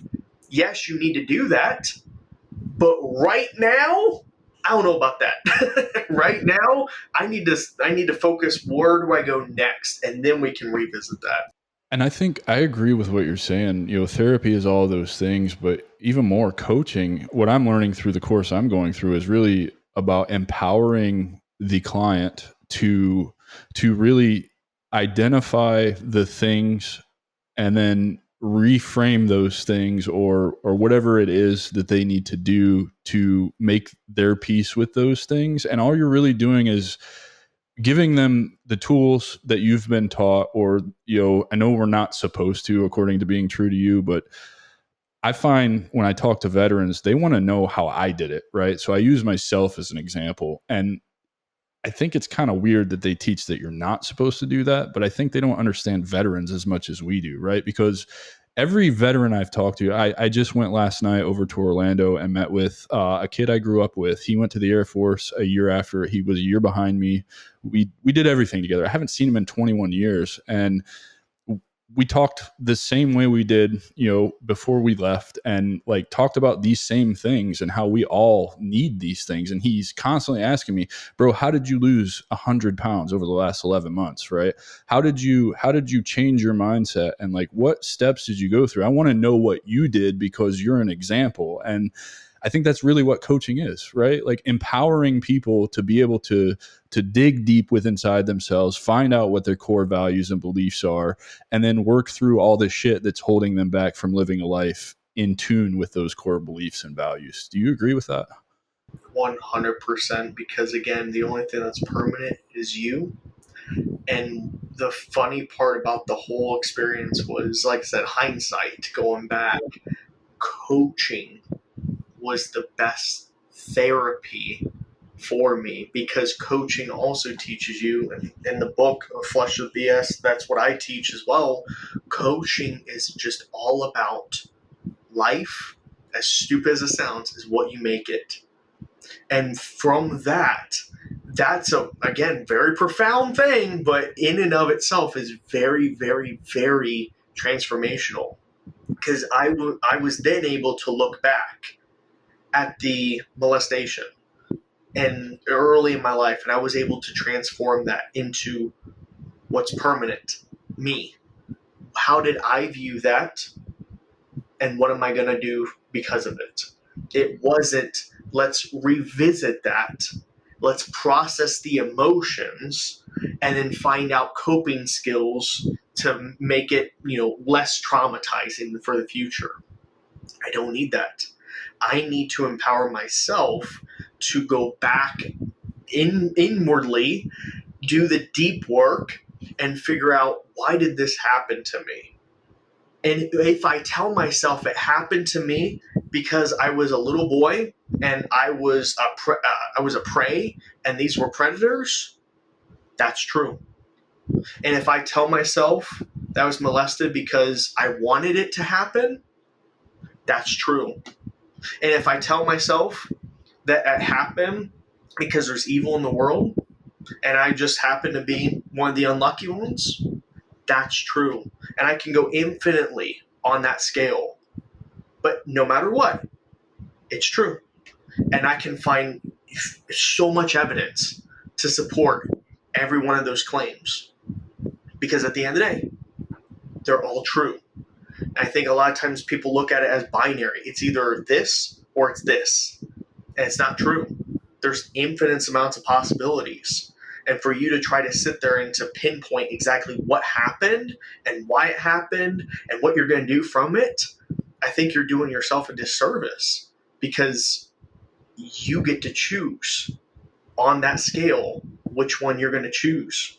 And if you want to be the victim, you absolutely can be the victim, and you will have millions of people sympathize for you and throw you money and resources and everything. But you can also be the victor. And if you're the victor, you will also have people like yourself reach out to you and say, holy shit, your story's amazing, and the way that you've overcome it, I want to have you on the podcast. And people will flock to this and they'll resonate with it. Both are true, but it's up to you to decide which one you want. That's why coaching, in my opinion, and why I ultimately chose to do a PhD in coaching and go into the mission and beliefs and the purpose of coaching. That's why I chose it, because looking back, that was the greatest therapy that I could have ever received, was taking the power from myself and being able to choose how I want to write my story, essentially. Dude, it makes me so happy to hear I've got a PhD in coaching, agreeing with my philosophy on coaching. That's pretty humbling feeling, man. That's awesome, man. I appreciate that. So let's move further into your transition. Did the homelessness come pretty early on in the transition? Can you just walk us through your transition? What was it like when you got out of the Marine Corps all the way? Let's just take us to the homelessness. So when I was at the end of that 6 months of living at medical, working, and all that good stuff, I was supposed to start my next 6 months. So September, October, November, December, January, February. I was supposed to get out in February. That was supposed to happen. What actually turned out to happen was I get a call from a GS-14 in Quantico saying, hey, you don't know how to explain this, Sergeant Crane, but you're getting out in 3 days. I said, what? What do you mean? And they're like, yeah, we're denying your extension, and we're just going to go ahead and process you out. Don't worry, it's honorable and everything. Just best of luck. I said, what do you mean? They're like, well, go to your command, get your checkout sheet, start checking out. You got 3 days, and then you'll get your 214, and best of luck.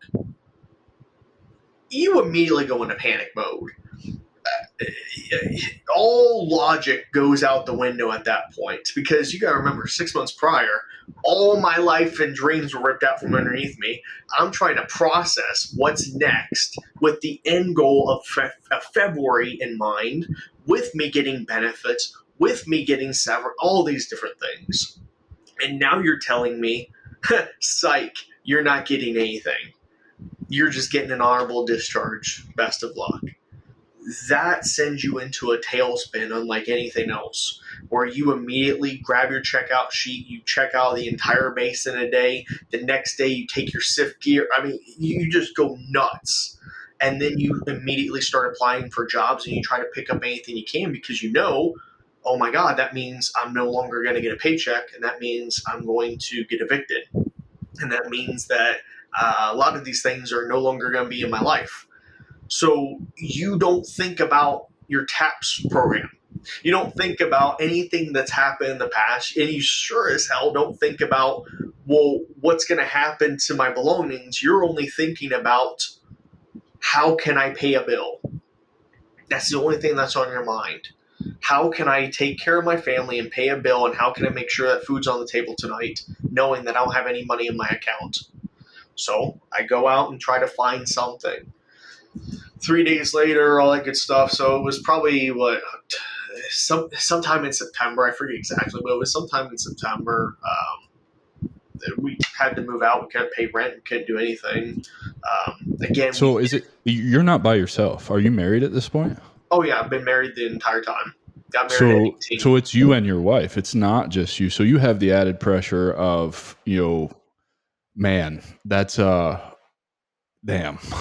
I don't know what to say to that, man. That's where you go into your tailspin. Yeah. Well, and I can relate, because I went through the med board process. However, I knew I was going to get something on the back end, but it very much happened for me that way. They lost the med board paperwork, the orders, actually somewhere in digital land between where they cut the orders and the Pueblo that's supposed to issue my orders when they come through. And so for like 9 months, it's just like, I don't know when I'm getting out. My orders finally come through when they find out they're lost in digital land. And like I had 4 days to clear Fort Lewis, Washington. And I'm thinking, like, I'm going to get my orders. Dude, so much. I ended up having to sell my last 30 days of leave. I still lost like over 45 days of leave. Didn't get any terminal leave. You know what I mean? Because they just jacked everything up. In fact, it was so bad that when I checked out, I had to come back 2 days later to get my DD-214. They didn't even have it ready. And then I'm like, what? So I know how this goes, right? Like, this isn't your story. However unique your story is, there are definitely parts of this story that are not unique to you. They are very unique to anyone who is in the military. So I get it. So I lost it. So we move out of the apartment again, because when you're in that moment, you're thinking, how can I protect? You're not thinking about your legal rights. You're not thinking about, well, technically I can squat here, and then the eviction process is 90 days and all this. Like, you're not thinking this. You're just thinking, I need to do what's best to protect what I've already got. Well, I think you're thinking like a logical adult, right? Like, I'm not going to have any money. I have to pay money to live here. Because I'm a decent human being and I don't own this, I can't stay here. You know what I mean? Like, you really aren't thinking about that. Even if you know the law, you can get away with it. That's also going to eat at you, right? Because you are a decent human deep down inside. And I think the vast majority of us are anyway. I know there are people that are not decent humans that would 1,000% not know the law and still take advantage of it, right? Like, they're just going to do that. But that's adding to what's already the chaos going on in the back of your head, right? Like, you're just thinking like, fuck, my whole world just imploded completely. Yeah. So I go out and I grab anything I can to make some bucks, to do something, right? Living in the car, it sucked, but I mean, it was temporary. It wasn't. I knew for myself it wasn't going to be long term. I always had that optimism, because I was no longer putting my value in my apartment. I wasn't putting my value in my work or anything like that. So if someone said, "Hey, scrape this gum off the road for $20," $20 is $20. I ain't got no dignity because my dignity's inside. I'm good. Scrape, scrape, right? I don't care. I was doing anything. So that led us to getting enough money scraped together. She was working, I was working. We were working literally round the clock.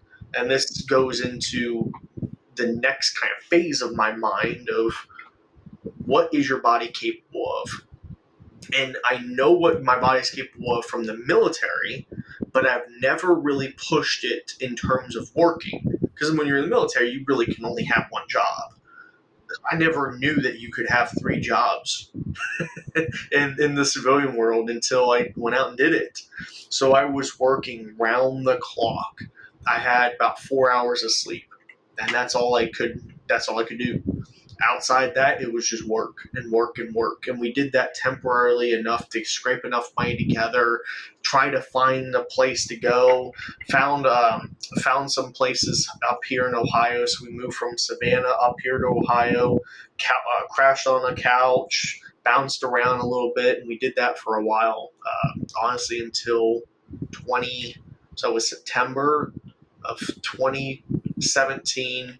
It wasn't until June of 2019 that we got our feet underneath of us.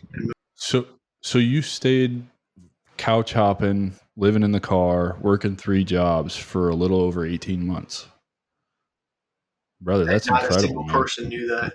When I was doing my MBA program, no one knew that. When I was working, Hold on, time out. You're doing all of this, living in your car, couch surfing. Nobody knows, and you're in the MBA program?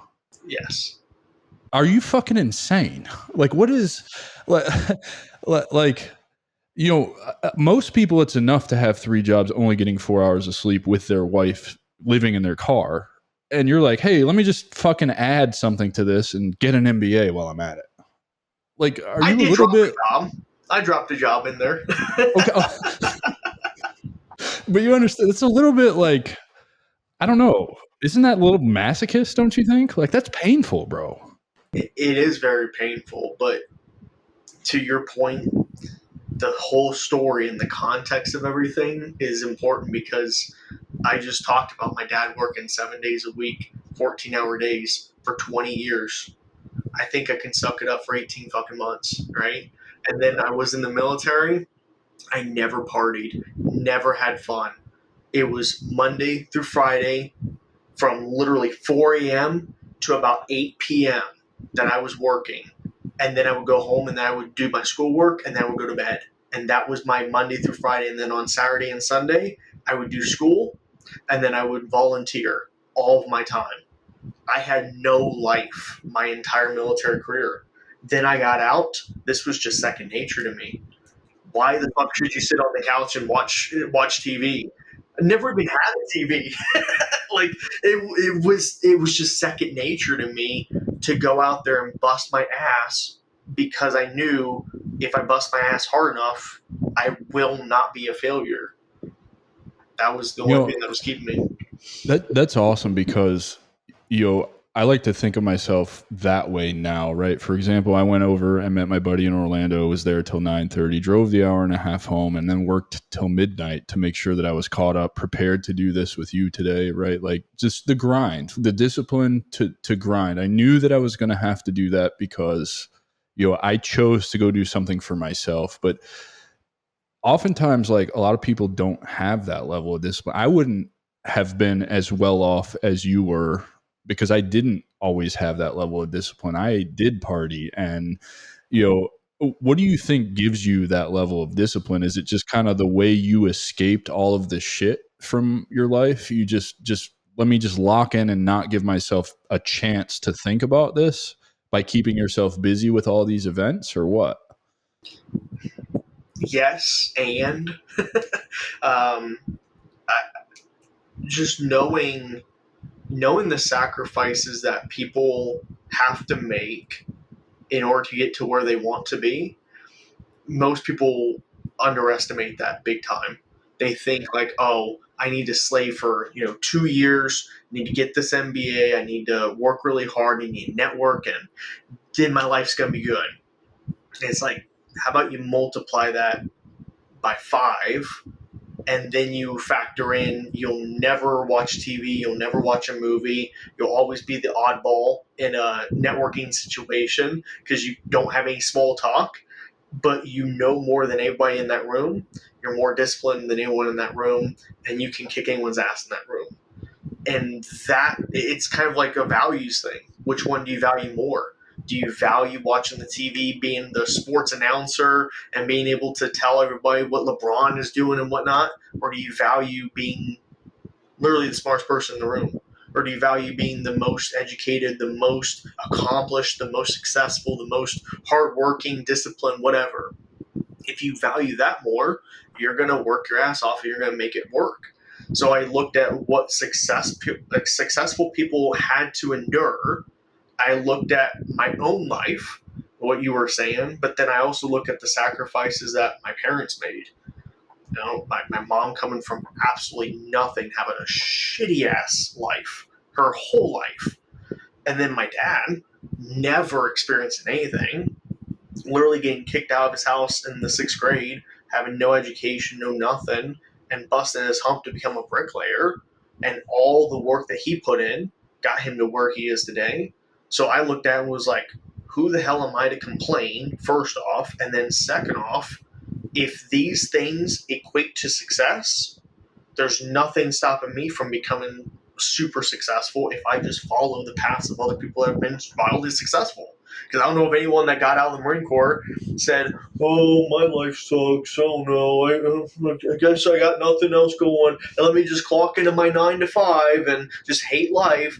I don't know if none of those people that are super successful, but I know of the people that got out of the Marine Corps and said, "Listen, I respect my service, but also fuck my service. I want the next mission. I'm gonna kick ass." I Those are the love people that, that man. make it. I love that because it's incredible vision that I had to develop, right? Like I saw what successful people were doing, but I didn't really see what successful people were doing. Like you said, the grind and what goes into it. And I'm very much that way now. I do watch a movie every now and again.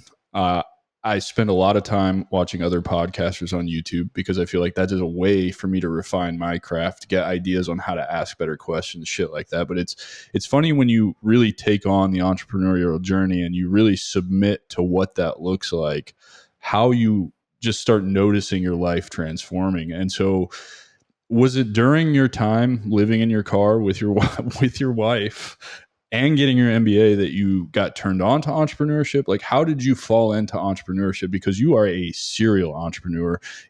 I did some research on you, and you have some things going on that you didn't mention in the questionnaire and in our conversation before. And I'm going to call you out on them if that's okay. But I mean, you really do have an impressive resume, man. And I mean what I say when I say you're bringing so much value to veterans. And that's why I was so excited that you agreed to do this because, not only does that help me grow, but like it helps me just educate the audience, man, and the community, because I do believe the path back to purpose is through entrepreneurship. I really, really genuinely believe that. And I believe that because of everything we've talked about. At the end of the day, you control all of it internally, right? You get to build this in the direction that you want to go so that it will always be there. You know what I mean? Like it's just an extension of you. You know what I mean?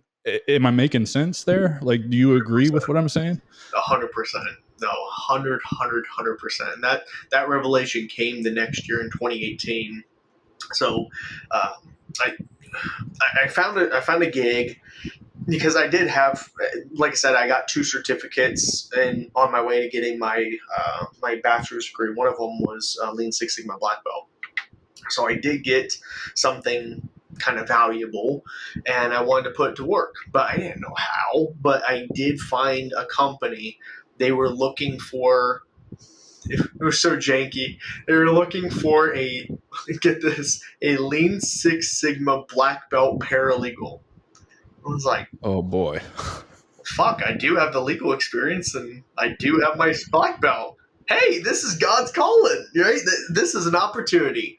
So I apply and I get it. And that And was a so, hey, contract just gig. real quick for those of us that are listening that don't understand what a Lean Six Sigma black belt is, can you just kind of shed some light on that? Because this really is tailored for those veterans who, what I found just through communicating with them, and I think you probably find the same thing, they don't know entrepreneurship is an option. I've been told so many times, like, thank you for what you're doing.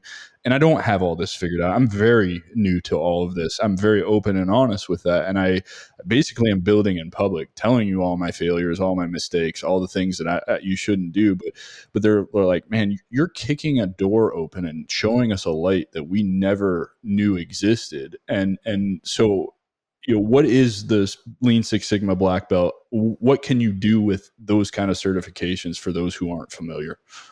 Lean Six Sigma is kind of an older project management certification, if you will. So basically, Lean Six Sigma is based in engineering. You can go back to Toyota, you can go back to their just in time, you can go back to Kaizen and all these different concepts. Lean Six Sigma has a white belt, a yellow belt, a green belt, a black belt, and a master black belt. You can get your white belt pretty much just by existing. You can get your yellow belt by doing a project and having some experience. Your green belt is where it becomes actually valuable. Your green belt means that you understand projects, you understand how to continuously improve, continuous process improvement. You understand how to look for flaws. You understand how to systematize. You understand, right? You think of like a green belt as like a sergeant. Like you know what you're doing and you're good at it. A black belt, though, that's where you step into your staff NCOs. That's where you step into your officer rank. Your black belt is where you can actually lead other green belts in becoming a better organization. Making systems clear, concise, and just helping optimize the company as a whole. That's what Lean Six Sigma basically is just making things better. So I got my black belt, and this was an opportunity. Again, paralegal Lean Six Sigma black belt. That does not make sense to having the same title, but that's what it was. I was like, okay, well, this is a calling, so I applied. I got it. It was a 6-month contract.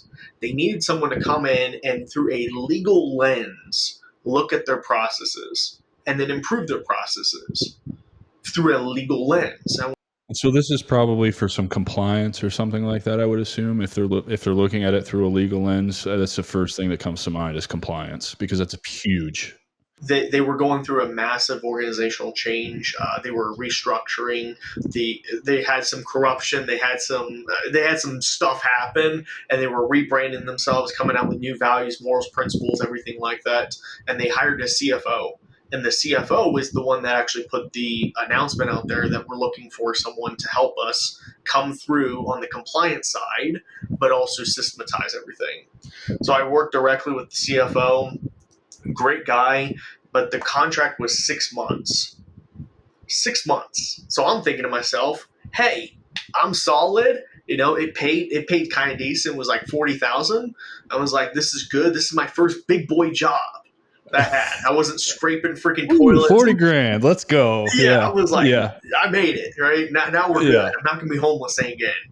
So I did it. And again, the same thing happened. I go in, I bust my ass, and I work as hard as I can because in my mind, I want to work there. And if I do the 6-month contract and they like me, they'll hire me. Crazy idea, right? So I do it. I go through, I look at all their stuff, I find tons of money that's being wired to family members and all this type of stuff. So you Save the found all the company. shady shit. I found a ton of shady shit. I cleaned it all up and I rewrote processes. I saved the company time. I bounced around to different organizations or different departments. It was good. I did that all within about 3 months. It was just shy of 3 months that I did everything. And I thought, hey, 6-month contract, I did it in less than half of the time, saved you guys hundreds of thousands of dollars a year. Surely there's a job for me. No. The job was, hey, thank you so much for doing a good job. Best of luck. We just saved a shit ton of money. And at that moment, I realized, oh my God, corporate is nothing more than the military. You're just a freaking number again. And that's when I got a mentor that came into my life. His name's Matt. He was in the Marine Corps as well.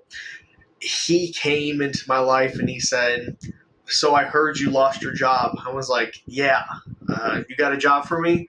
He's like, "So what I'm about to say is probably either going to piss you off or it's going to inspire you. I can't make your choice, but it's up to you.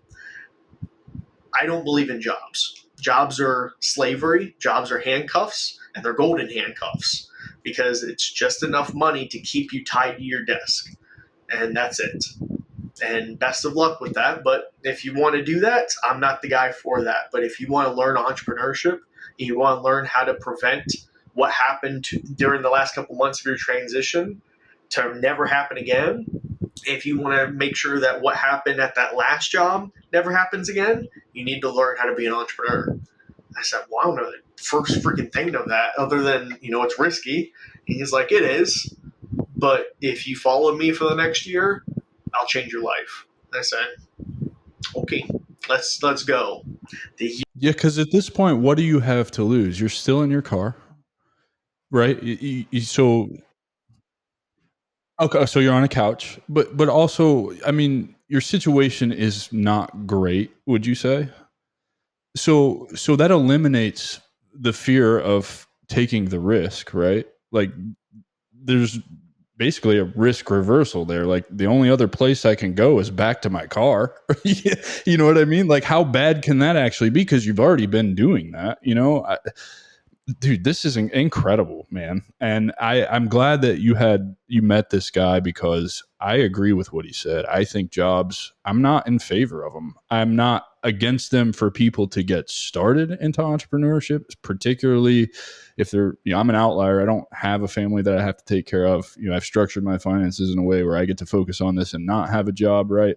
But I'm also not making money right now, which is fine. I understand that comes in time too, but I'm an outlier. Not everybody has that opportunity. And, that's important. Like, go get the job, learn some things, particularly in what you want to be an entrepreneur in. Take that with you, but don't get comfortable. And because you're right, they're golden handcuffs. I believe that. I call it the wage plantation. It's slavery. Our school system in the United States is designed to create slaves for corporations. Like, you should really do some reading if that doesn't resonate with you and you can't see what I'm talking about. But for the audience, I know Dr. Crane definitely understands what I'm talking about, but like, was it John D. Rockefeller or Carnegie? One of the two. Rockefeller. I did my second Rockefeller. dissertation on that. Okay, yeah. Rockefeller is the one who said, "I don't want a nation of thinkers. I want a nation of doers," and created the entire public school system to create those workers during the Industrial Revolution. It's the same system that we operate on today. I encourage everybody who's listening to this to go do your research, and I guarantee you it'll make you sick at your stomach when you figure out what's actually going on. And I bet you it'll make that risk of entrepreneurship seem like a joke. Absolutely. And the tax returns that I had for 2018, I made $1,200. $1,200 the whole year. Made $1,200 that year. It was probably the second hardest year of my life. Because really, I mean, that whole year, because it was basically June of 2017 to December of 2018, or even if you want to go September of 2017 to December, that whole year, worst year of my life, but also best year of my life, truly, because it taught me so much. And when I worked with this guy, he was in real estate. He was kind of a big name in real estate at the time. It was still on the up and up, but he was really, really good at what he was doing.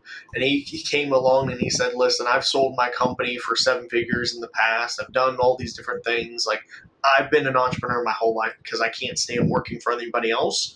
So I'll mentor you. I'll help you out. I'll do what I can. But at the end of the day, you'll learn. It's up to you." I said, "Okay, well, I'll take the challenge. If you think that I can do this. Let's go. So I got my real estate license. I think it took me like 2 or 3 weeks. Went through the course, passed the test. Cool, that was no issue. Started working in real estate. But the thing for me wasn't real estate. I mean, real estate's cool, right? And you hear all these stories about real estate makes the most millionaires. That's false, by the way. All these different things.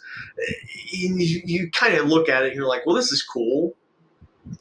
And no offense to any realtor out there, but you're a freaking sales agent. That's what you are.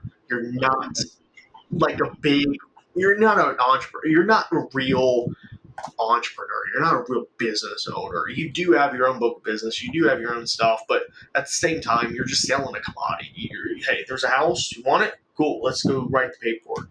That's what you're doing. So I can say that because I've been in it, right? But to me, it wasn't the end goal by any means. I looked at it as a way for me to get really close to the right group of people to help me accomplish my main goal, which was two things. My wife and I promised each other this: we're never being homeless again, and we're going to do everything in our power to prevent other people from having to do the same thing.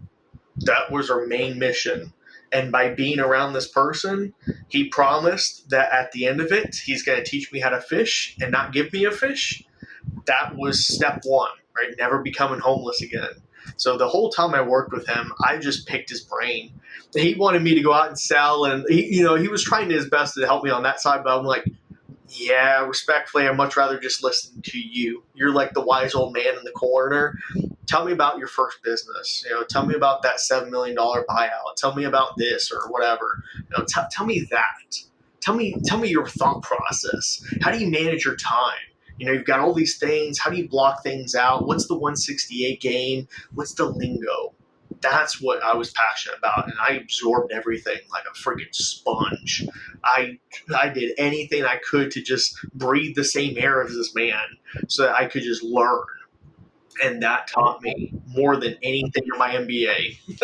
I love that you're talking about that, because you, as a smart person, you talked about it earlier, like wanting to be the smartest person in the room. Have you ever found yourself as not the smartest person in the room? When I'm in a good situation, yes. Unfortunately, I find myself as the smartest person in the room, and I hate it because I don't want to be. Yeah, isn't it awesome when you get in a room full of people who are way smarter than you, and you just shut the fuck up, and you're like, I hope that I can retain an nth of the information that is being gifted to me right now. It's incredible, and I'm coming from a point where I never thought that I was capable of just getting access to those rooms. And as I continue this journey and as I start to grow, I'm seriously, like, genuinely floored at the opportunities that are being presented to me because I just put myself out there and I took some action. And it's like, I just got invited to a mastermind for podcasters in Atlanta at the end of July. And I started doing my research on this mastermind because there is an investment involved, but it's like, oh shit, like this is an opportunity that I should absolutely take advantage of. Like you don't actually get into this mastermind without an invite. You know what I mean? And then you still have to pay money. And it's like, oh, I am capable of getting into these rooms because I just got invited to this thing, Yep. And the investment piece is probably the scariest piece for people that are beginning, because I was on the couch of someone's, right? And this guy told me, hey, just get your real estate license. I'm like, with what money? He's like, that's your first step. Figure that one out.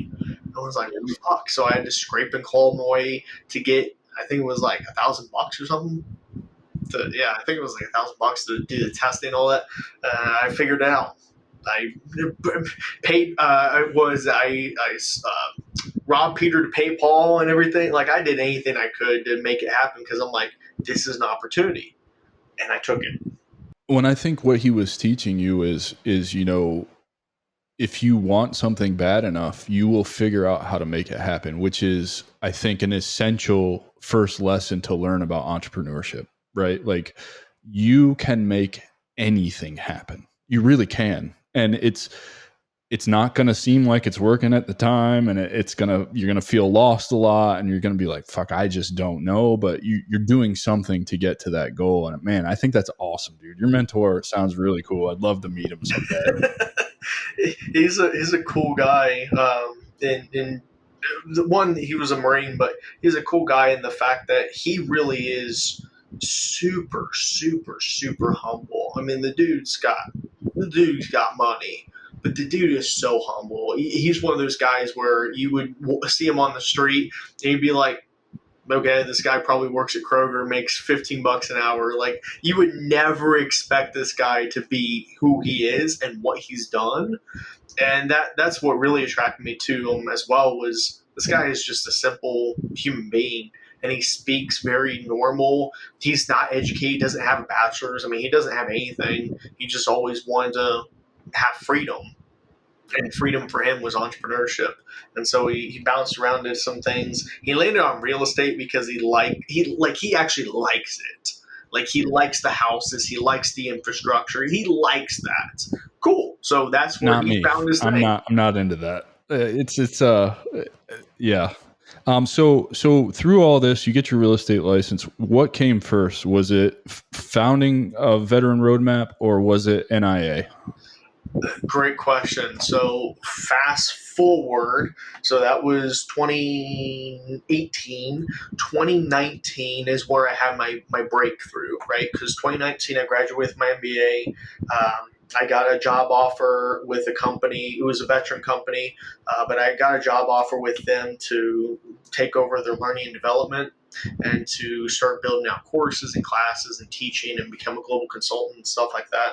That led to another job that led to another job that led to me working at DARPA, Space Force integration, 2019. A bunch of stuff happened in 2019. 2019 was things are clicking. So 2019, the fuel gets dumped on the fire. Exactly, right. 2018 was kind of the ramp up, $1,200 a year, working under that mentor, getting everything good. 2019 was when things really started taking off in the right direction. And then it was 2020 that my life changed. 2020, well, actually, December of 2019, here it is. December of 2019, I have my evaluation for my CMP eval for disability. I go in for my claims and pension exam, for my mental health, and all these things that the military found wrong, right? I go in, and at this point, I mean, life was pretty bad. Pending divorce, I was still technically kind of homeless, right? I didn't really have anything going for me. I did have a job, I did have some things, but I mean, my life was still pretty freaking shambles. And there was no good outlook in the future at that point. And so I go into the evaluation, and the psychologist sat me down and said, I know it's going to be hard, but just lay it out there for me, and I really want to help you. I want to make sure I document all the stuff that's going on in your life and how you're feeling so that we can get you, the proper benefits. I said, you sure? And I said, yeah, let it all out. I said, all right, stand by. And I let it out. Yeah. How much time do you have? She's bawling her eyes out. I mean, I've never seen a psychologist break down. And she's like, oh my God, I'm so sorry, I'm so sorry, I'm so sorry. All these different things. She's writing like a maniac, and she's just like, oh my God, I can't believe all these things happened to you, blah, blah. And then she says, do you want to hurt yourself? And I said, well, that's a trick question, because if I say yes, you're gonna press the little buzzer and I go to the padded room, or I say no and then I lie and then I don't get any benefits. And she's like, so I was like, yeah, I do. I've kind of studied this a little bit. I know that's what it comes down to. And that's kind of sad, but that's what it comes down to. And she's like, listen, I may have to press the buzzer, okay? But I can't prevent you from walking out of here. Let me just say that. And I said, okay, fair enough. I see what you're putting down. I'll pick it up. Then yeah, here we go. Yeah, I do. I think about it often. because I've really got nothing else going on in my life right now. And if I honestly, as I get up and leave here, if a truck hits me, who cares? I really got nothing to live for at this point. I'm just living for myself. And she's like, okay, I will document this. Yeah, you're free to leave. Obviously, I got to make a report and whatnot. But please just know. And she looks at me and she's like, please just know, I will make this right for you. Okay? I will take care of you. And I said, okay, I appreciate that. I get in my car and I leave. 3 weeks later, now we're in January.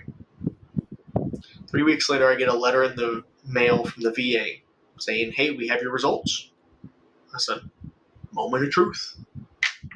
Pop it open it up, pull out the letter, start reading it. Member has been found to neither increase nor decrease. Member symptoms remain the same. Evaluation remains the same. I said, how? Like, how? You just said you're going to take care of me. I know that I'm way worse than where I was. And I know all these things are pending and happening in my life, and it's not good.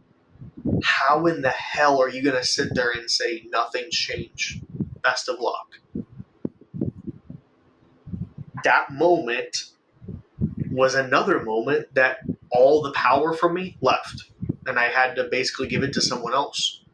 And that was a very depowering situation, right? It makes you feel like you can't provide, you can't do anything.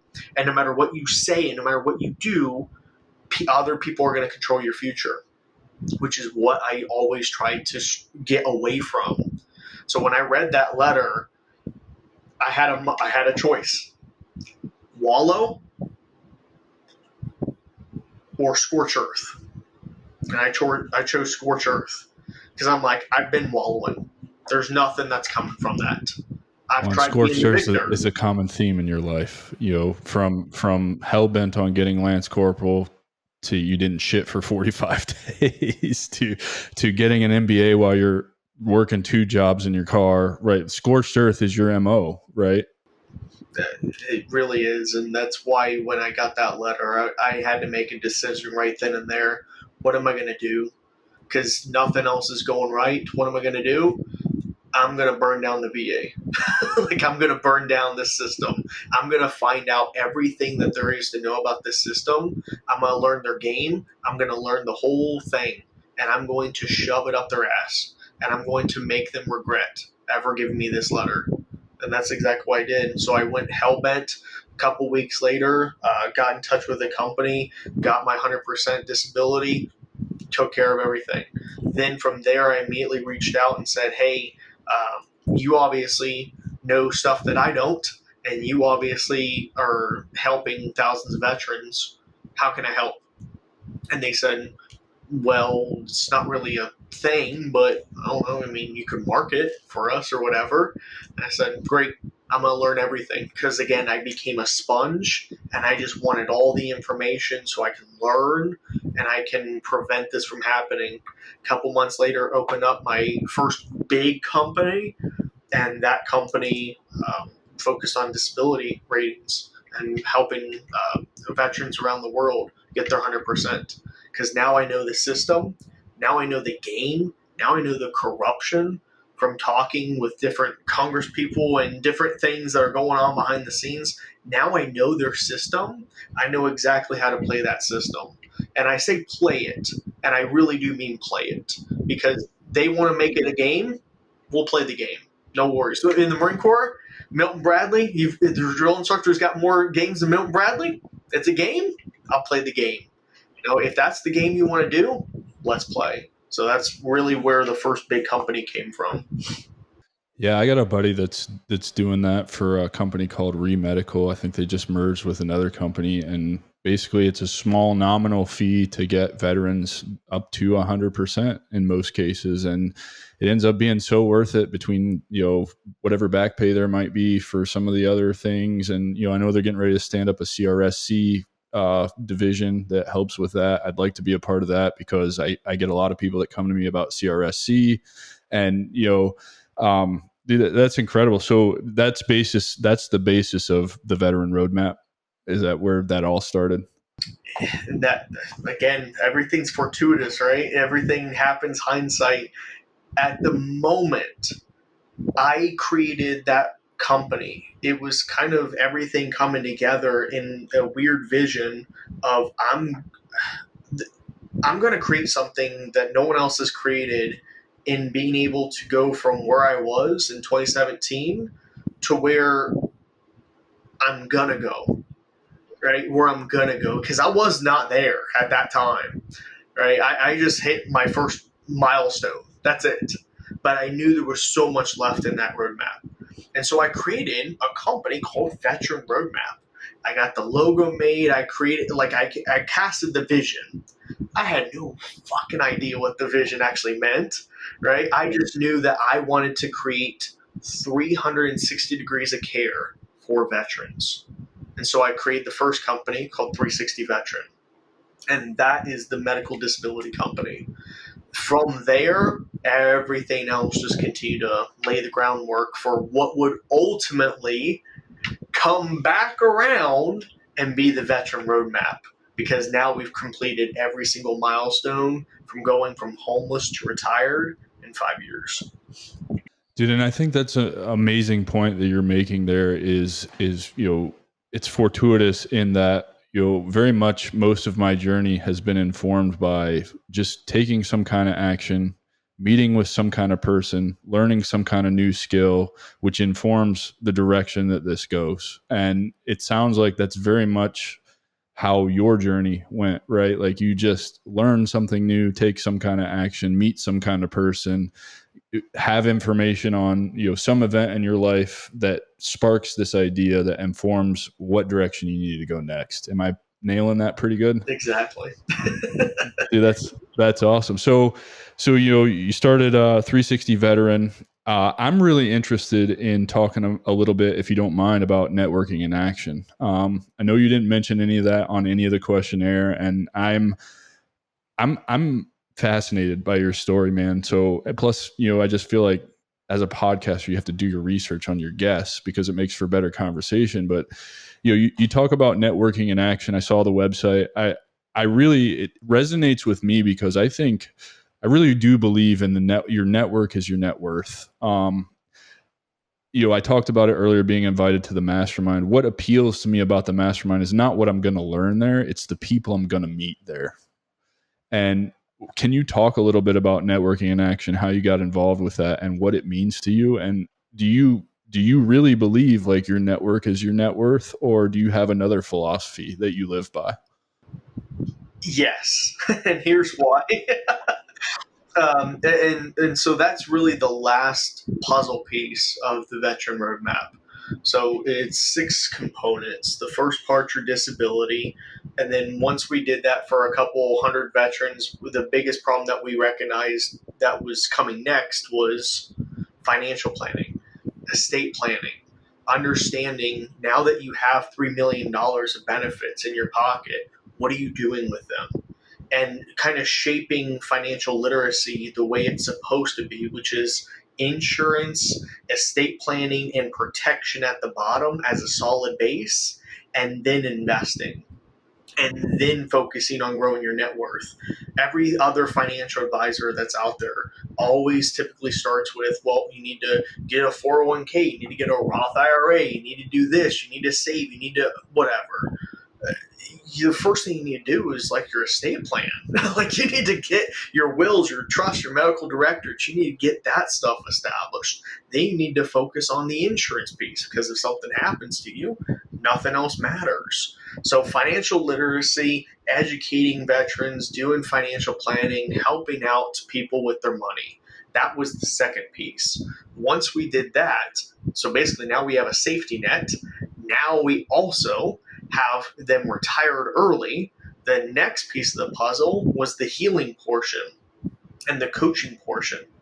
So HBOT therapy, hyperbaric oxygen therapy. Most people never even heard about it. I invite everyone to look it up.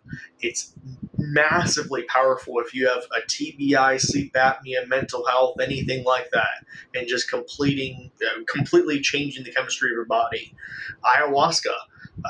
There's another one, Igboya.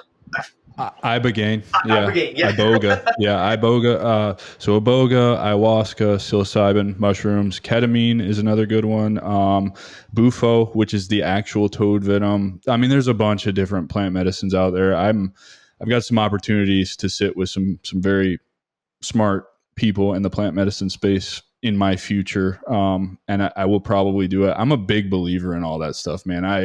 It really did change my life. And I talk about ayahuasca. I've talked about it several times on here. I'm not embarrassed by it's a cheat code, but it's a cheat code that comes with a lot of work on the back end, right? Like, you can't just go take it and think that your whole life's going to change. I mean, it's fundamentally going to change you as a person, I would think. And I'm not an expert because I've only had one 3-day ceremony, but everything I've learned from it and the way my life has changed and the capacity that I have for work now and to love and respect myself. And dude, it's a beautiful thing. And I really, that's why I'm drawn to the psychedelic integration and addiction recovery, because I know how powerful it is. And I'm here to tell you, you don't need plant medicine to do that.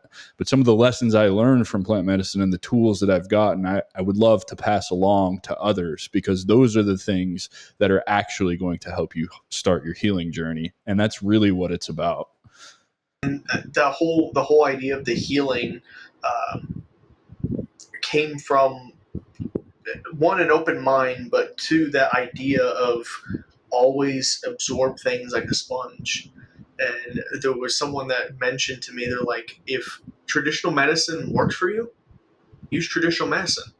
But if it's not working for you and there's another option, you would literally be stupid to not try that. And I said, makes sense to me. Let's try it. And then myself and countless other veterans can attest to this. The VA's medicine works for some people. Good. Use that. The VA's medicine does not work for a lot of people, including myself. So we tried something else. We tried the woo-woo magic. We tried the holistic herbs and the jungle fairies and stuff. We tried that, and it worked. So Yeah, maybe because maybe you've this had a works for you. smile on Maybe your this face works for for this you. whole conversation. You've had a smile on your face this whole conversation, talking about some difficult things. And you're right, man. I agree with you. The VA works for some people. I like to use the VA as leverage for like things that I need traditional medicine for, i.e., fixing body parts that are just degenerative because of the nature of the career. But when it comes to the mental and spiritual, that stuff, very much the holistic woo woo, people are going to judge you, but yeah, dude, mindfulness, meditation, yoga, breath work, all that shit, it's phenomenal. And it works fast. It's not like a medicine that the VA is going to put you on where it takes. I think I did a interview with James Artman on here that's going to release soon, and he talked about it's like a 12-year dialing in of pills to make you feel normal. And I'm like, who the fuck has time for that, man? You know, like, ayahuasca is a cheat code in that I did it in a fucking week. You know what I mean? Like, a week, I changed my life. There's something to that. You know what I mean? That goes back to having the open mind, though. Everyone's going to mock you. Everyone's going to think that that's stupid, but then you can't doubt the results. If it works for you, it works for you, and more power to you. And for me, it certainly worked. And I mean, I'm not trained like you are, brother. I'm not that good at ibogaine and everything else, but I know just the basics. As stupid as it sounds, hydrating, drinking enough water, getting enough sleep, focusing on the difference between deep sleep and REM sleep. Get yourself an Aura ring. Something simple as changing the way that you look at food, changing your breath work, changing how much water you're drinking, and changing your sleep. That's it. And notice how I didn't say adjust your diet. Change the way you look at food. That's it. Just change the way you look at it, and you'll have a difference. But if you really just focus on hydration, sleep, and breath work, meditation, whatever, your life will be so fucking different in the next 30 days. You're going to look back and be like, well, damn, okay. Well, all the pills didn't seem to do this. This stuff seems to do it. I'm not sure why it works, but it works, so I'm going to continue to do it. There you go. Just focus on those three things. And that's part of coaching, right? That's part of the healing journey of just focusing on you can empower yourself. If you are relying on medications from someone, the power is outside your hands. But if you can control how much water you take, that's you. You can control what's going on up here with your breath work, that's you. You can control your sleep, that's you. No one else can control that stuff but you. So you're empowering yourself and you're focusing on realizing that I can lose fucking 100 pounds in less than a year. From you, not from Ozempic. No, and I'll be fair, right? I lost my first 60 pounds before I got introduced to hormone replacement, testosterone, TRT. I am an avid user of TRT. I actually just was in Orlando to have the appointment that the FDA says I have to have in order to be on it once a year. It's supplemental. I got healthy first. Because when I went to Peru, I was 311 pounds. My blood pressure was through the roof. My blood work said I was pre-diabetic. I think I was actually diabetic. Dude, everything hurt. Just everything, right? After the ayahuasca, I pay attention, like you said, to food. I didn't understand what I didn't understand about gut health and how it's tied to everything. And that's why I love what you said. It's not changing your diet. It's paying attention to what you're putting into your body. Processed foods are shit. Sugar is the worst thing in the fucking world, and you're never going to convince me otherwise. And you know why I say that? Because I am a sugar addict. I am addicted to sugar. I have a sweet tooth, and it was killing me.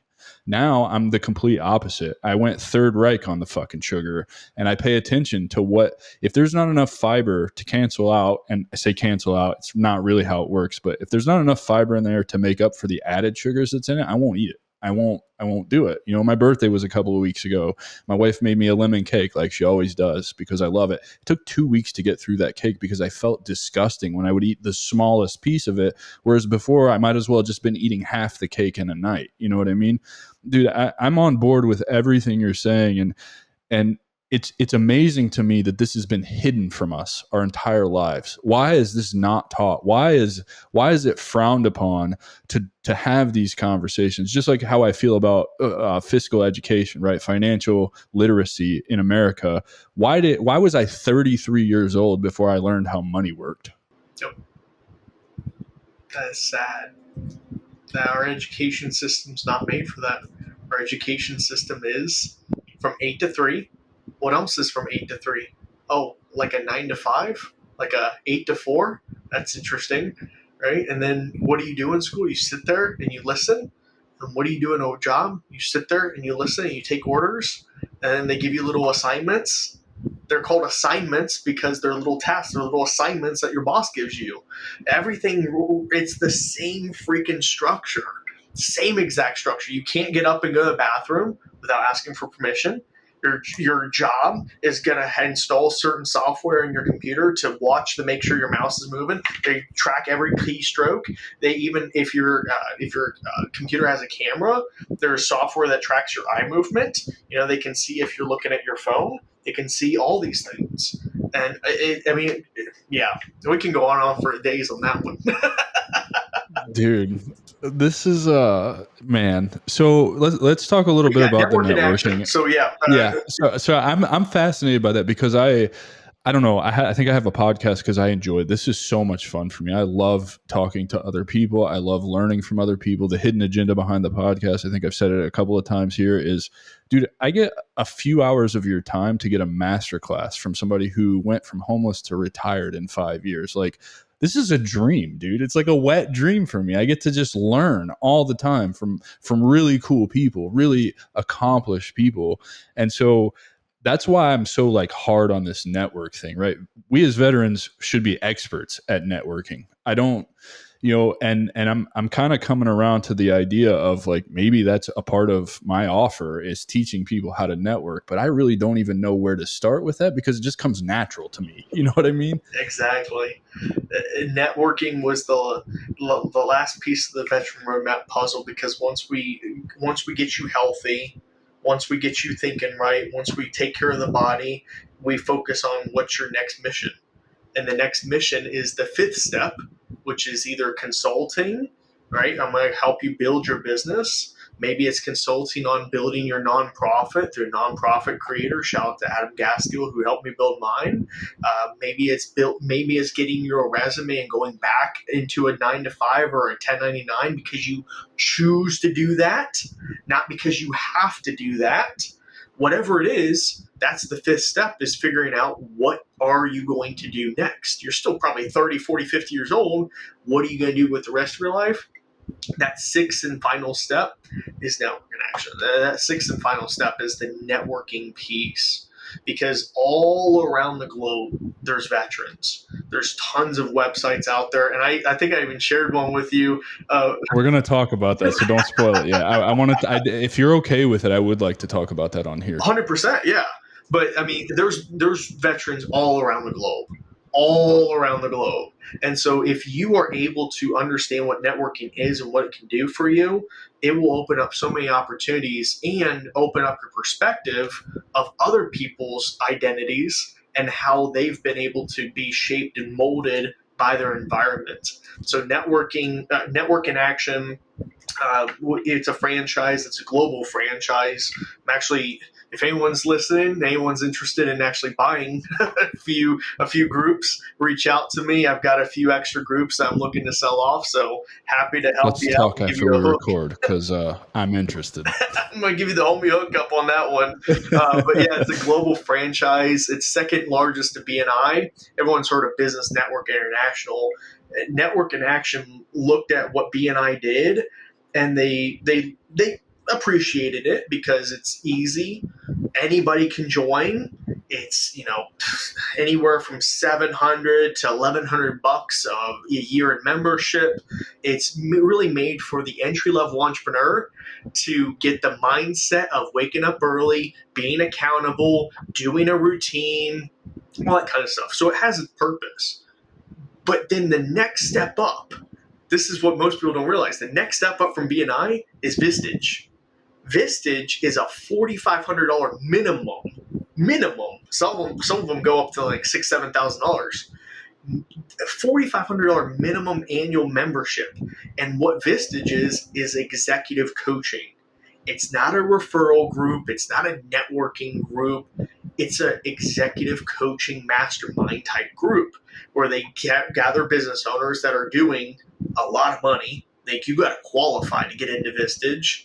It's only C-suites that are allowed in Vistage. So you're around top performers, and they coach you, and you're coached by a former executive at a company. So they know what they're doing. The other people in the room are high achievers. You got to earn your way into it, and you got to pay a lot of money to be part of it. But that's good. I want to say a little caveat about this real quick, because I just joined a program called ACA where I get a C-suite mentor for an entire year for free. And I am stoked. I have that meeting on Monday, and dude, I am. And so don't think, for those listening, what Dr. Crane's talking about with this $4,500 membership, as a veteran, we have an incredible opportunity out there that costs us nothing. And I mean, this ACP mentorship thing, I heard about it from one of the guys that went on the Peru trip with me. He dropped it in the Signal chat. I immediately went and signed up. Immediately, less than 24 hours, got an email saying, hey, schedule your call. We want to talk to you. 24 hours after that, I'm having an hour-long phone conversation with the lady who's going to find me a mentor. 2 weeks later, I'm on the books and have a mentor for an entire year.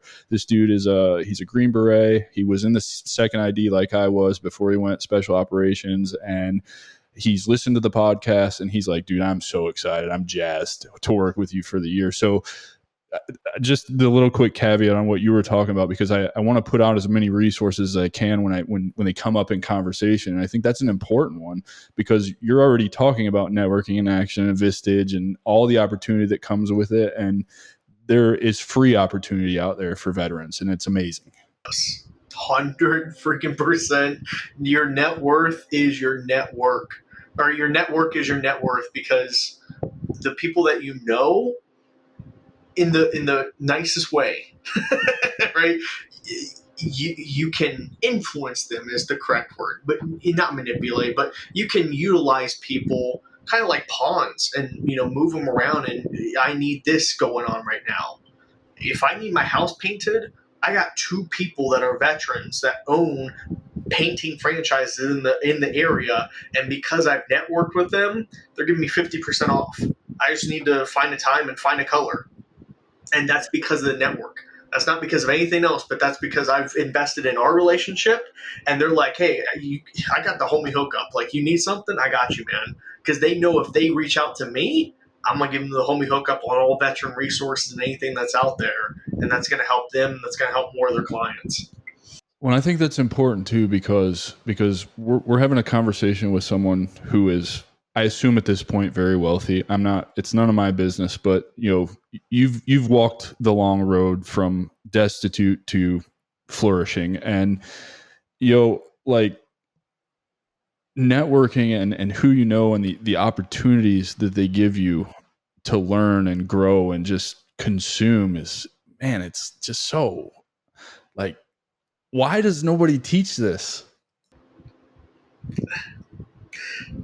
Yeah, it goes back to the education piece, I guess, right? I mean, it's too powerful. They don't want you to realize it. And there's not a. What's funny is there's not a degree in networking. I would love to be one of the first people to go into a university and to create an entire curriculum around networking and to literally either make it a full blown like master's certificate program or either even like a master's degree program in professional networking and what it can do and how you can build it. Because a lot of people, they look at an MBA as a professional networking degree basically, and it is, right? I mean, a degree, your MBA is really based on if you're getting into a top 25 school, and if you are able to, then the value comes from the actual people that you meet, not from the education itself, because all schools are teaching the same education. You go to a random school out in Nebraska, you're getting the same education as someone in Harvard, but you're not making the same connections. And that's why Harvard's MBAs are worth 300,000 and Nebraska's MBA, I don't know, maybe 50,000. That's the difference. It's funny. I've talked to several people that have an MBA on here, and I'm like, man, how am I going to talk to somebody with an MBA? And I have a bachelor's degree in a choose your own adventure school that I called business and psychology. And they all say the same thing. Really, your MBA is about who you meet. It's not really about the education that you get. A lot of them, one comes to mind. She got her MBA and she's like, I don't use this shit. I've learned more on LinkedIn from how to build a business than I ever learned in my MBA program. Is that kind of true? 100%. Because an MBA, again, you got to think about an MBA doesn't teach you how to be an entrepreneur. An MBA teaches you how to be a good manager for a company inside of a company. It doesn't teach you how to build your own company. Even entrepreneurship programs are still, even to this day, they're still very, very, very, some exceptions, but most of them are very, very, very academia focused on you need to find your MVP, your minimal viable product. You need to find your USP, your unique selling proposition. Like, it's all textbook stuff, and it's good, right? It gets you the lingo, but it doesn't actually show you the hardship and the realness of business and the fact that most successful businesses that you see today, they didn't have a vision, they didn't have a mission, they didn't have anything. They had a cool idea and they're like, fuck it, I want to make this thing work. And they throw shit at the wall until something sticks, and then they get a lucky break. That's how most businesses are made. Speaking of which, you've got a new business that's coming around, and you've really been influential and really started challenging my thinking since the conversation we had in the PDF you sent me about becoming an expat. I'm extremely interested in that, particularly because, again, going back to plant medicine, I would like to go to Costa Rica to be closer to that and do more work with that, because I just know what the benefits are of me. Plus, I don't know, since doing plant medicine, I feel in tune with these energies, and there's a lot of bad energy in this country right now, and I want to get the fuck away from it. So let's talk about what you're doing with that kind of entrepreneurial journey. And I forget what it's even called, so I apologize. I spend a lot of time with that PDF, though. I've read almost every word twice, and I know it's not finished. I know there's still more to come, but if you don't mind sharing with us what that's about and what your vision and why you created this, and if you're going to participate in this as well. I'm more than like 99% sure I'm participating in that. So it's funny because I'm still in the roadmap. The veteran roadmap's never ending because the transition is never ending. Change and taxes are the only thing that's certain in life. And if you are able to master taxes, financial literacy, if you're able to master change, one of my doctorates is in, then you're able to master life because everything's going to continuously change, including the dynamics of this country. So networking or network in action and the networking piece allowed me to, because it's a global franchise, allowed me to connect with people overseas and kind of open my eyes up to what does life look like in the Philippines, in Japan, in Spain, in Costa Rica, in Chile, in Argentina, and South Africa, all over the world. And what I learned was kind of astonishing. There's a lot. When I say a lot, I mean there are thousands, if not millions, of veterans that are expats that are living overseas. Because I want you to think about it for a second. If you live here in the U.S., can you realistically make it by with just $4,000 a month? Kinda.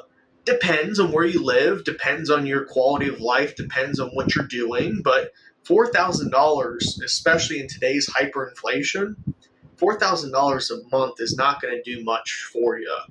But if you go to Costa Rica and you take $4,000, you can live a good life. You take it to Colombia, you can live a good life. You take it to Spain, you can live a good life. You take it to the Philippines, you take it to even places that have a really low standard of living, you can absolutely, you can Live like a king. absolutely live like a freaking king. I have friends over in Philippines. They live off the $4,000 a month. They have other, jobs and stuff like that because they're bored. But the $4,000 a month alone, because they have their free medical, they have their health, they have everything taken care of. That 4K is making them live like they're making 30K a month here in the US. Just think about that for a minute. If you're making 30K a month here in the US, what's your life look like? It's pretty damn good, right? If you can live off 4K a month overseas and basically have the same quality of life as 30K here in the US, and then on top of that, you have another income just because you choose to have one, can you imagine what you're living like? Now you're living like you're making 50K, 75, 100K a month. Now you're living like a millionaire in a different country. The standard of living is different. The health care is completely different. And most importantly, I think what you were talking about, the energy and the just the feeling of community, the feeling of oneness with nature, the feeling of this drink, this water that I'm having, it's not going to kill me. The air I'm breathing actually is crisp and clear. It's coming from the ocean or whatever. Like that, you can't get here. You can get it in other places. I mean, there's so many other things too, right? I just read an article 2 days ago. It was talking about studying the food quality in different countries in the world and people going on vacation, particularly to Latin America for a period of 7 days or more, eating the same exact amount of food or the way that they would eat here in the United States and lose weight, significant amounts of weight. Something I noticed when I went to Peru, I went to Tarapoto, Peru, at the base of the Amazon rainforest, and then the retreats up in the high jungle, at the top of the jungle, but it's poor. It's third world for sure. Like what I did notice though was there's no homeless problem. They don't tolerate drugs on the street. Everyone is happy. Everyone is friendly. Just genuinely happy. And it's weird to me, but because I was there to sit with the medicine, they thought I was like some superhuman because they're afraid of the medicine. So you just had this aura of respect around you. But honestly, man, I don't speak Spanish. When I was there, I remember driving around Tarapoto after the retreat and like just trying to get a rickshaw to take me somewhere so I don't have to walk across this giant city or whatever, and just see stuff. And they didn't care that I tried to speak Spanish. You know what I mean? But I pulled up a map on my phone and I pointed to where I want to go. And he's like, yeah. Right. Like I don't know, man. I don't know how to explain it. If you haven't been out of the country and experienced this, you're missing out. Yeah, you're missing out because I'm telling you, after I read the PDF you sent me, and I don't even know, if that's complete yet or not. I know you said you had more to add to it. It really opened my eyes to, oh, this really is possible. And, life could be, you talk about the healing journey. Well, taking yourself out of negative energy, being consumed with darkness, and putting yourself in a place that lets light flourish. And, there's something to that, man. And I'm captivated by it. Going overseas will change your life. The way that you live, the way that you breathe, the way that you just interact with people. Because in America, I forget the name of the website. I think it's A-to-Z.com, like ataczz.com or ataczworld.com or something like that. But you can basically go around and you can look at all of these countries and you can evaluate if they're more communal or if they're more individualistic. If the countries that have more community based, which is the vast majority of the world, their quality of life is higher because they have that community, they have that camaraderie, they have that connection with other people. Here in the US, we're very individualistic, which is you do you, I do me, and let's just go our separate ways. Well, I think there's more to that, right? We're materialistic here. And what I noticed, particularly in Peru, is nobody's materialistic. They share, they offer help. They don't really give a shit if their rickshaw is the best rickshaw on the street. Plus, I don't know, the way you drive over there is completely fucked up. And so you probably don't want a nice car over there. Also, there's not emphasis put on all of these things. I remember walking around to the stores and it's a lot of handmade stuff with meaning, particularly surrounding the medicine where I was at. Tarapoto is known for that. And so that was another big difference. And I think, we're over here, we chase status and we chase material things. One of my goals for myself to reward myself for all the hard work, I want to buy a Ram TRX and I want to pay cash for it. Obviously that's not going to work out well for the expat life. Like that truck is way too big to be anywhere but in the United States. But, I don't own a vehicle right now. My wife and I own one vehicle. It's hers. It's her dream truck. And I sacrificed that to build, to create the life that I want. And letting go of material things, like you said earlier, not having a TV, not watching TV. I do have TVs. I have TV in my bedroom because I do like to lay in bed and do my podcast research. That's just who I am. And I know that about myself. But I also have systems in place to keep that in check and maintain focus on the ultimate goal. And the expat lifestyle really appeals to me for a lot of those reasons because it's easier to facilitate letting go of the materialistic, the status chasing. When you are able to live a better life on the income that you earned from your service, that does wonders for your mental health. You let go of constantly chasing dollars and worrying about dollars. And I'm here to tell you, just because I structured my finances in a way that allows me to do this all the time doesn't mean that I'm rich or that I, have an abundance. Oh, I like to think that I have an abundance of money, but that's just a little mindfulness trick that I use for myself. But I don't have excess cash that I can go and do all the things I want to do right now. That was the sacrifice I was willing to make. But if I was already in Costa Rica living like that, doing what I'm doing now, I would have the disposable income to go and live a better life. And I think these are all things. I'm glad I met you and you introduced me to this because you presented the expat lifestyle to me in a way that hadn't been presented before. What I had seen was social media research of guys building a business out of teaching people how to do this, which I don't think there's anything wrong with. I think that's incredible. There's plenty to go around, and they're not doing any harm. They're just educating, and education costs money. Period. Colleges charge you money. Why can't individuals teach you what they know to get you a better life and charge you money? But they're not the best at explaining it. Your PDF was amazing. It broke down everything from how far the dollar will go to why you might want to live here to what you can expect in the lifestyle here. And man, we could talk about this all day. I don't want to beat a dead horse, but I enjoy what you've got going on, man. And I think it's amazing. I appreciate it, and that's the end of the veteran roadmap, if you will, right? That's the final step. Is once you network with people overseas, then you can make that decision. I've taken jobs that are technically overseas. As a remote worker, even here in the U.S., I've taken remote jobs overseas, and overseas you can take remote jobs here. There's so many options available, but once you network with those people, you learn the options, and then they're more than happy to sit there for an hour and explain, especially in Spain during their siesta.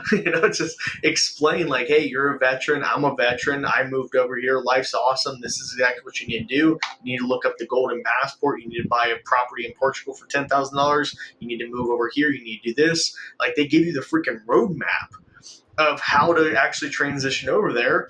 It didn't cost me anything. It cost me a couple hours of my time, and just community and networking with them on, hey, how did you make that change? Is this something you would recommend? What are some roadblocks and whatnot? So that's what I mean. Your net worth is your network is your net worth. Network is your net worth Because of that reason. And I think it's really good to keep harping on your network is your net worth, but your net worth doesn't necessarily equate to money. It also equates to feeling fulfilled in the life that you're living. To me, that's what it means. More than anything. And I've adopted this philosophy. I don't know why there's fireworks on my fucking screen right now. I can't figure out how to turn this shit off, and it pisses me off, but whatever. I find that letting go of making money, it was a lot easier than I thought, especially when you adopt the mindset that, like, if I continue to help people, the money is just going to come, and it's going to come in way more abundance than if I was going out and slaving for it. Misery, right? Dr. Crane, what are your long-term goals for the veteran roadmap? And a personal question from me: what country do you think you're going to live the expat lifestyle in? So long-term vision, and it's actually in our nonprofit book that's coming out July 4th, The Calling. It's 10 years. So the 10-year stretch. In 10 years, help 10,000 veterans and do $10 billion in benefits. So we're about a third of the way through that. I mean, just think about that. We're like a third of the way through that, and we're 3 years in. So yeah, exponential growth and everything. It sounds like a real hairy, audacious goal. It's not. It's a realistic goal, man. That's an amazing. Like, you're 33% of the way there in 3 years. That's amazing. Congratulations, dude. That's awesome. Yeah, I appreciate it. So 2020 to 2030, that's our span of wanting to accomplish this. So that was 10 years, 10,000 vets, and $10 billion. So that's the long-term vision. How we're going to continue to do that is just continue to grind and continue to do what we do. Maybe bring on some more people to help out. Maybe introduce SkillBridge by the end of the year. We've got some connections with that. So we'll just see how the rest of the year and the rest of the next 6 years pans out for us. As far as where I might settle down, it's a tough one. But we've looked at There's so many good options. We've looked at Costa There's so Rica. many good options. We've looked at Philippines. We've looked at Dominican Republic. We've looked at Portugal. We've looked at Italy. But the number one place, Spain. Why Spain? Why Spain? one, you're in Europe, you're in the EU, you do have a lot of benefits, you do have a lot of stuff with that. Two, Spain is very, very, very cheap, very, very, very affordable in terms of the EU when you compare it to France, Germany, Europe. Well, England's no longer, London, UK, they're no longer in there. But you look at other countries, Spain is very freaking affordable to be part of the EU.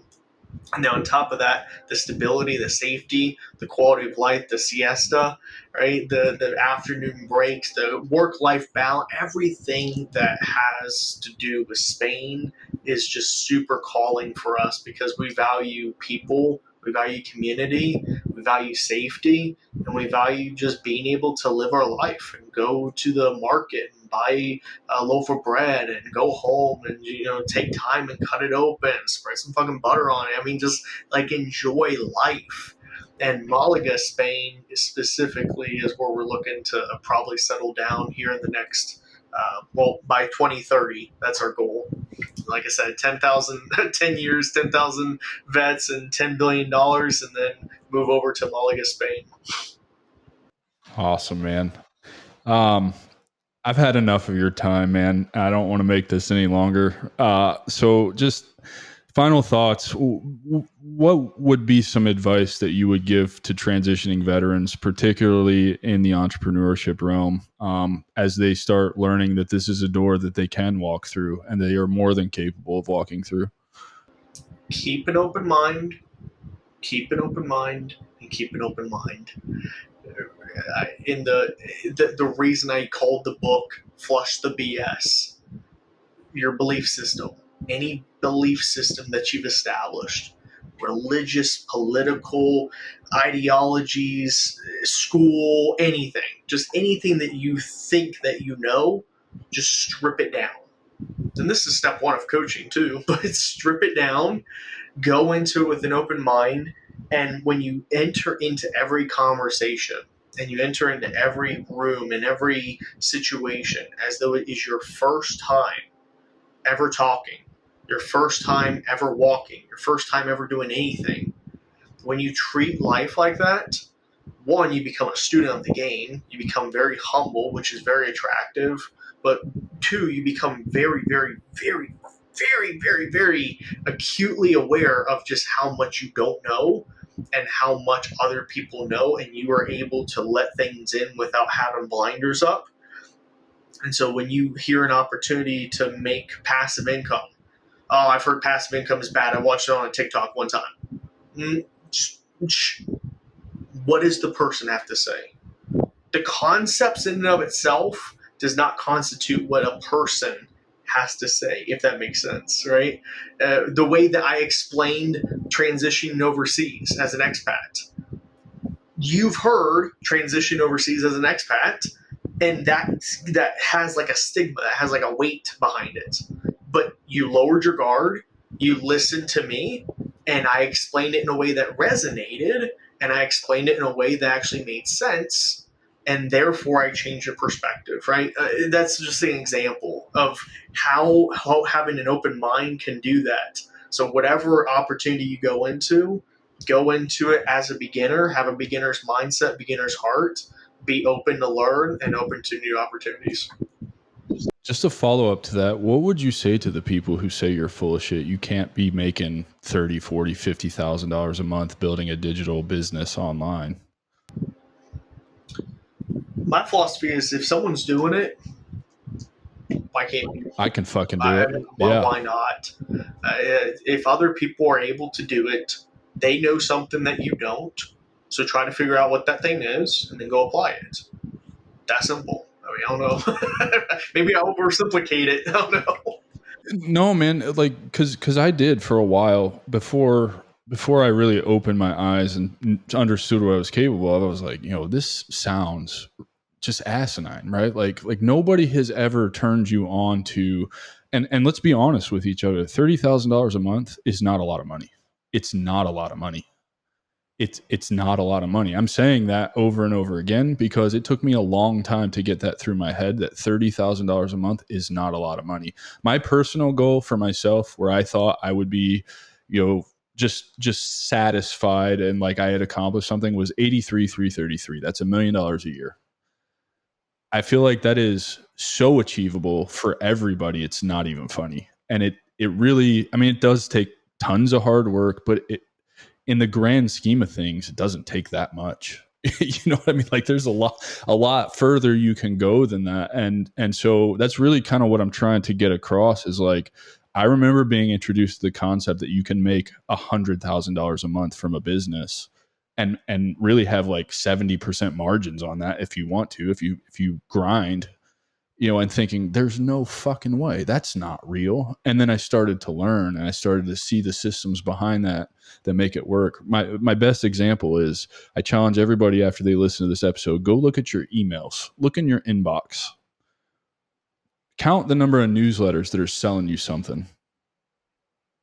Pay attention to that shit because that's the ticket right there. That is how you make that kind of money a month. You know? Rip off and duplicate. That's the only R&D I know. Well, you know, and you may have read this book, but one of my favorite books in the world I read for a psychology class is called Runaway Species. And it's about the concept that there is no new idea under the sun. We all just take ideas that someone else throughout history has had, and we bend, blend, and break them to create a new thing out of the same idea. It's a fascinating book, man. It's one of my favorite books ever. It's not a dry read. I thought because it was a psychology book, it was going to be bad.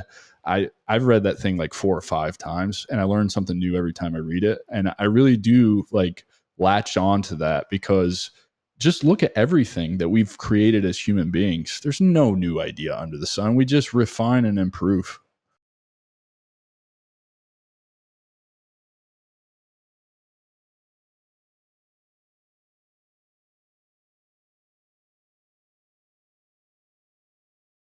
Yeah, I've seen this. It's fascinating to me.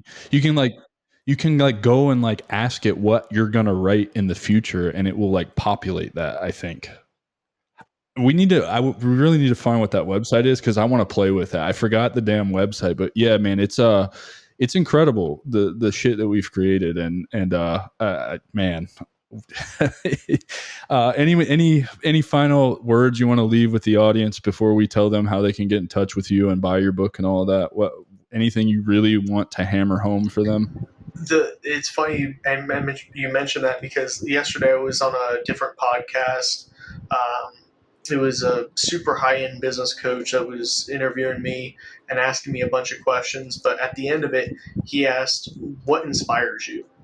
There was like the very last question that was like, I had to think for a second, but really what's inspiring me today, and hopefully this inspires some other people that are listening, what inspires me today is knowing the fact that what I went through, many other people have went through. That's inspiring as hell. Because your story, again, I know I'm poo-poo on somebody's party right now. Your story, no matter how freaking cool, no matter how unique or whatever, there's many other people that have been through it. You know, technically, you know, I was a world champion in martial arts at one time. Can everyone say that they've been a world champion in martial arts? No. But can people say that they've been in martial arts? Yes. You know, can only 6 people say that they, you know, raided Bin Laden's compound? Yeah, okay, cool, right? But have other people been in special operations? Yes. Have other people been at that same kind of level and done the same stuff? Yes. So don't think that your story is special or unique because all that's going to do is further isolate you away from people instead of recognizing that what you do and what you think and what you are is very common. And that creates an openness and kind of that inclusivity of other people to where you're no longer just kind of like comparing and contrasting to like, oh, well, I went through a divorce, you didn't went through a divorce, so you don't know what I'm going through. Oh, I have kids, you don't have kids, that's what you don't know what I'm going through. Like, look for ways that you're actually very common to other people.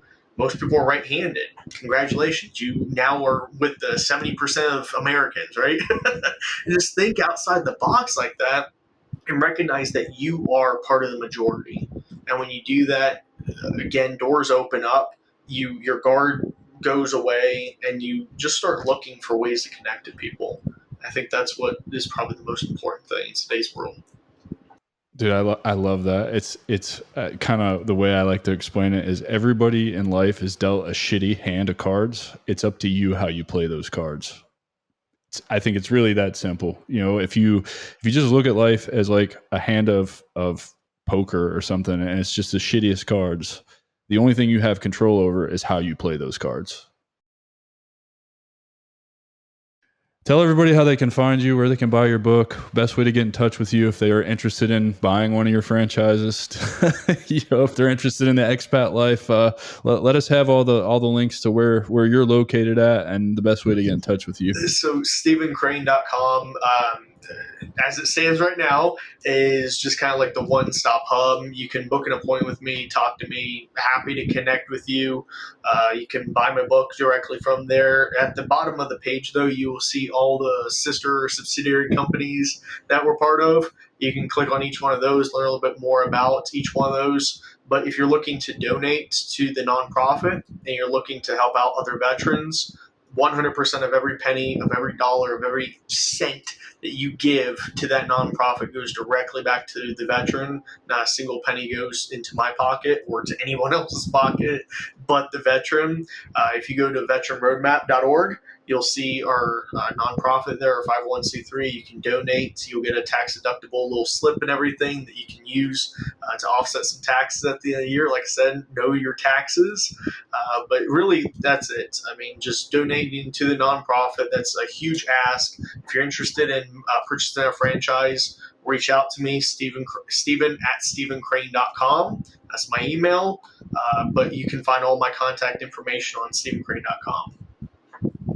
Awesome, man. Ladies and gentlemen, I give you Dr. Stephen Crane. Don't forget to go like, rate, review, subscribe, share this so we can get this in front of 1 million veterans before May 9th, 2025, when I turn 40. That's the goal. Dr. Crane, again, so grateful to have you here. Thank you so much for your time on a Saturday. I really appreciate it, man. I enjoyed this thoroughly. Pleasure, man. Thank you.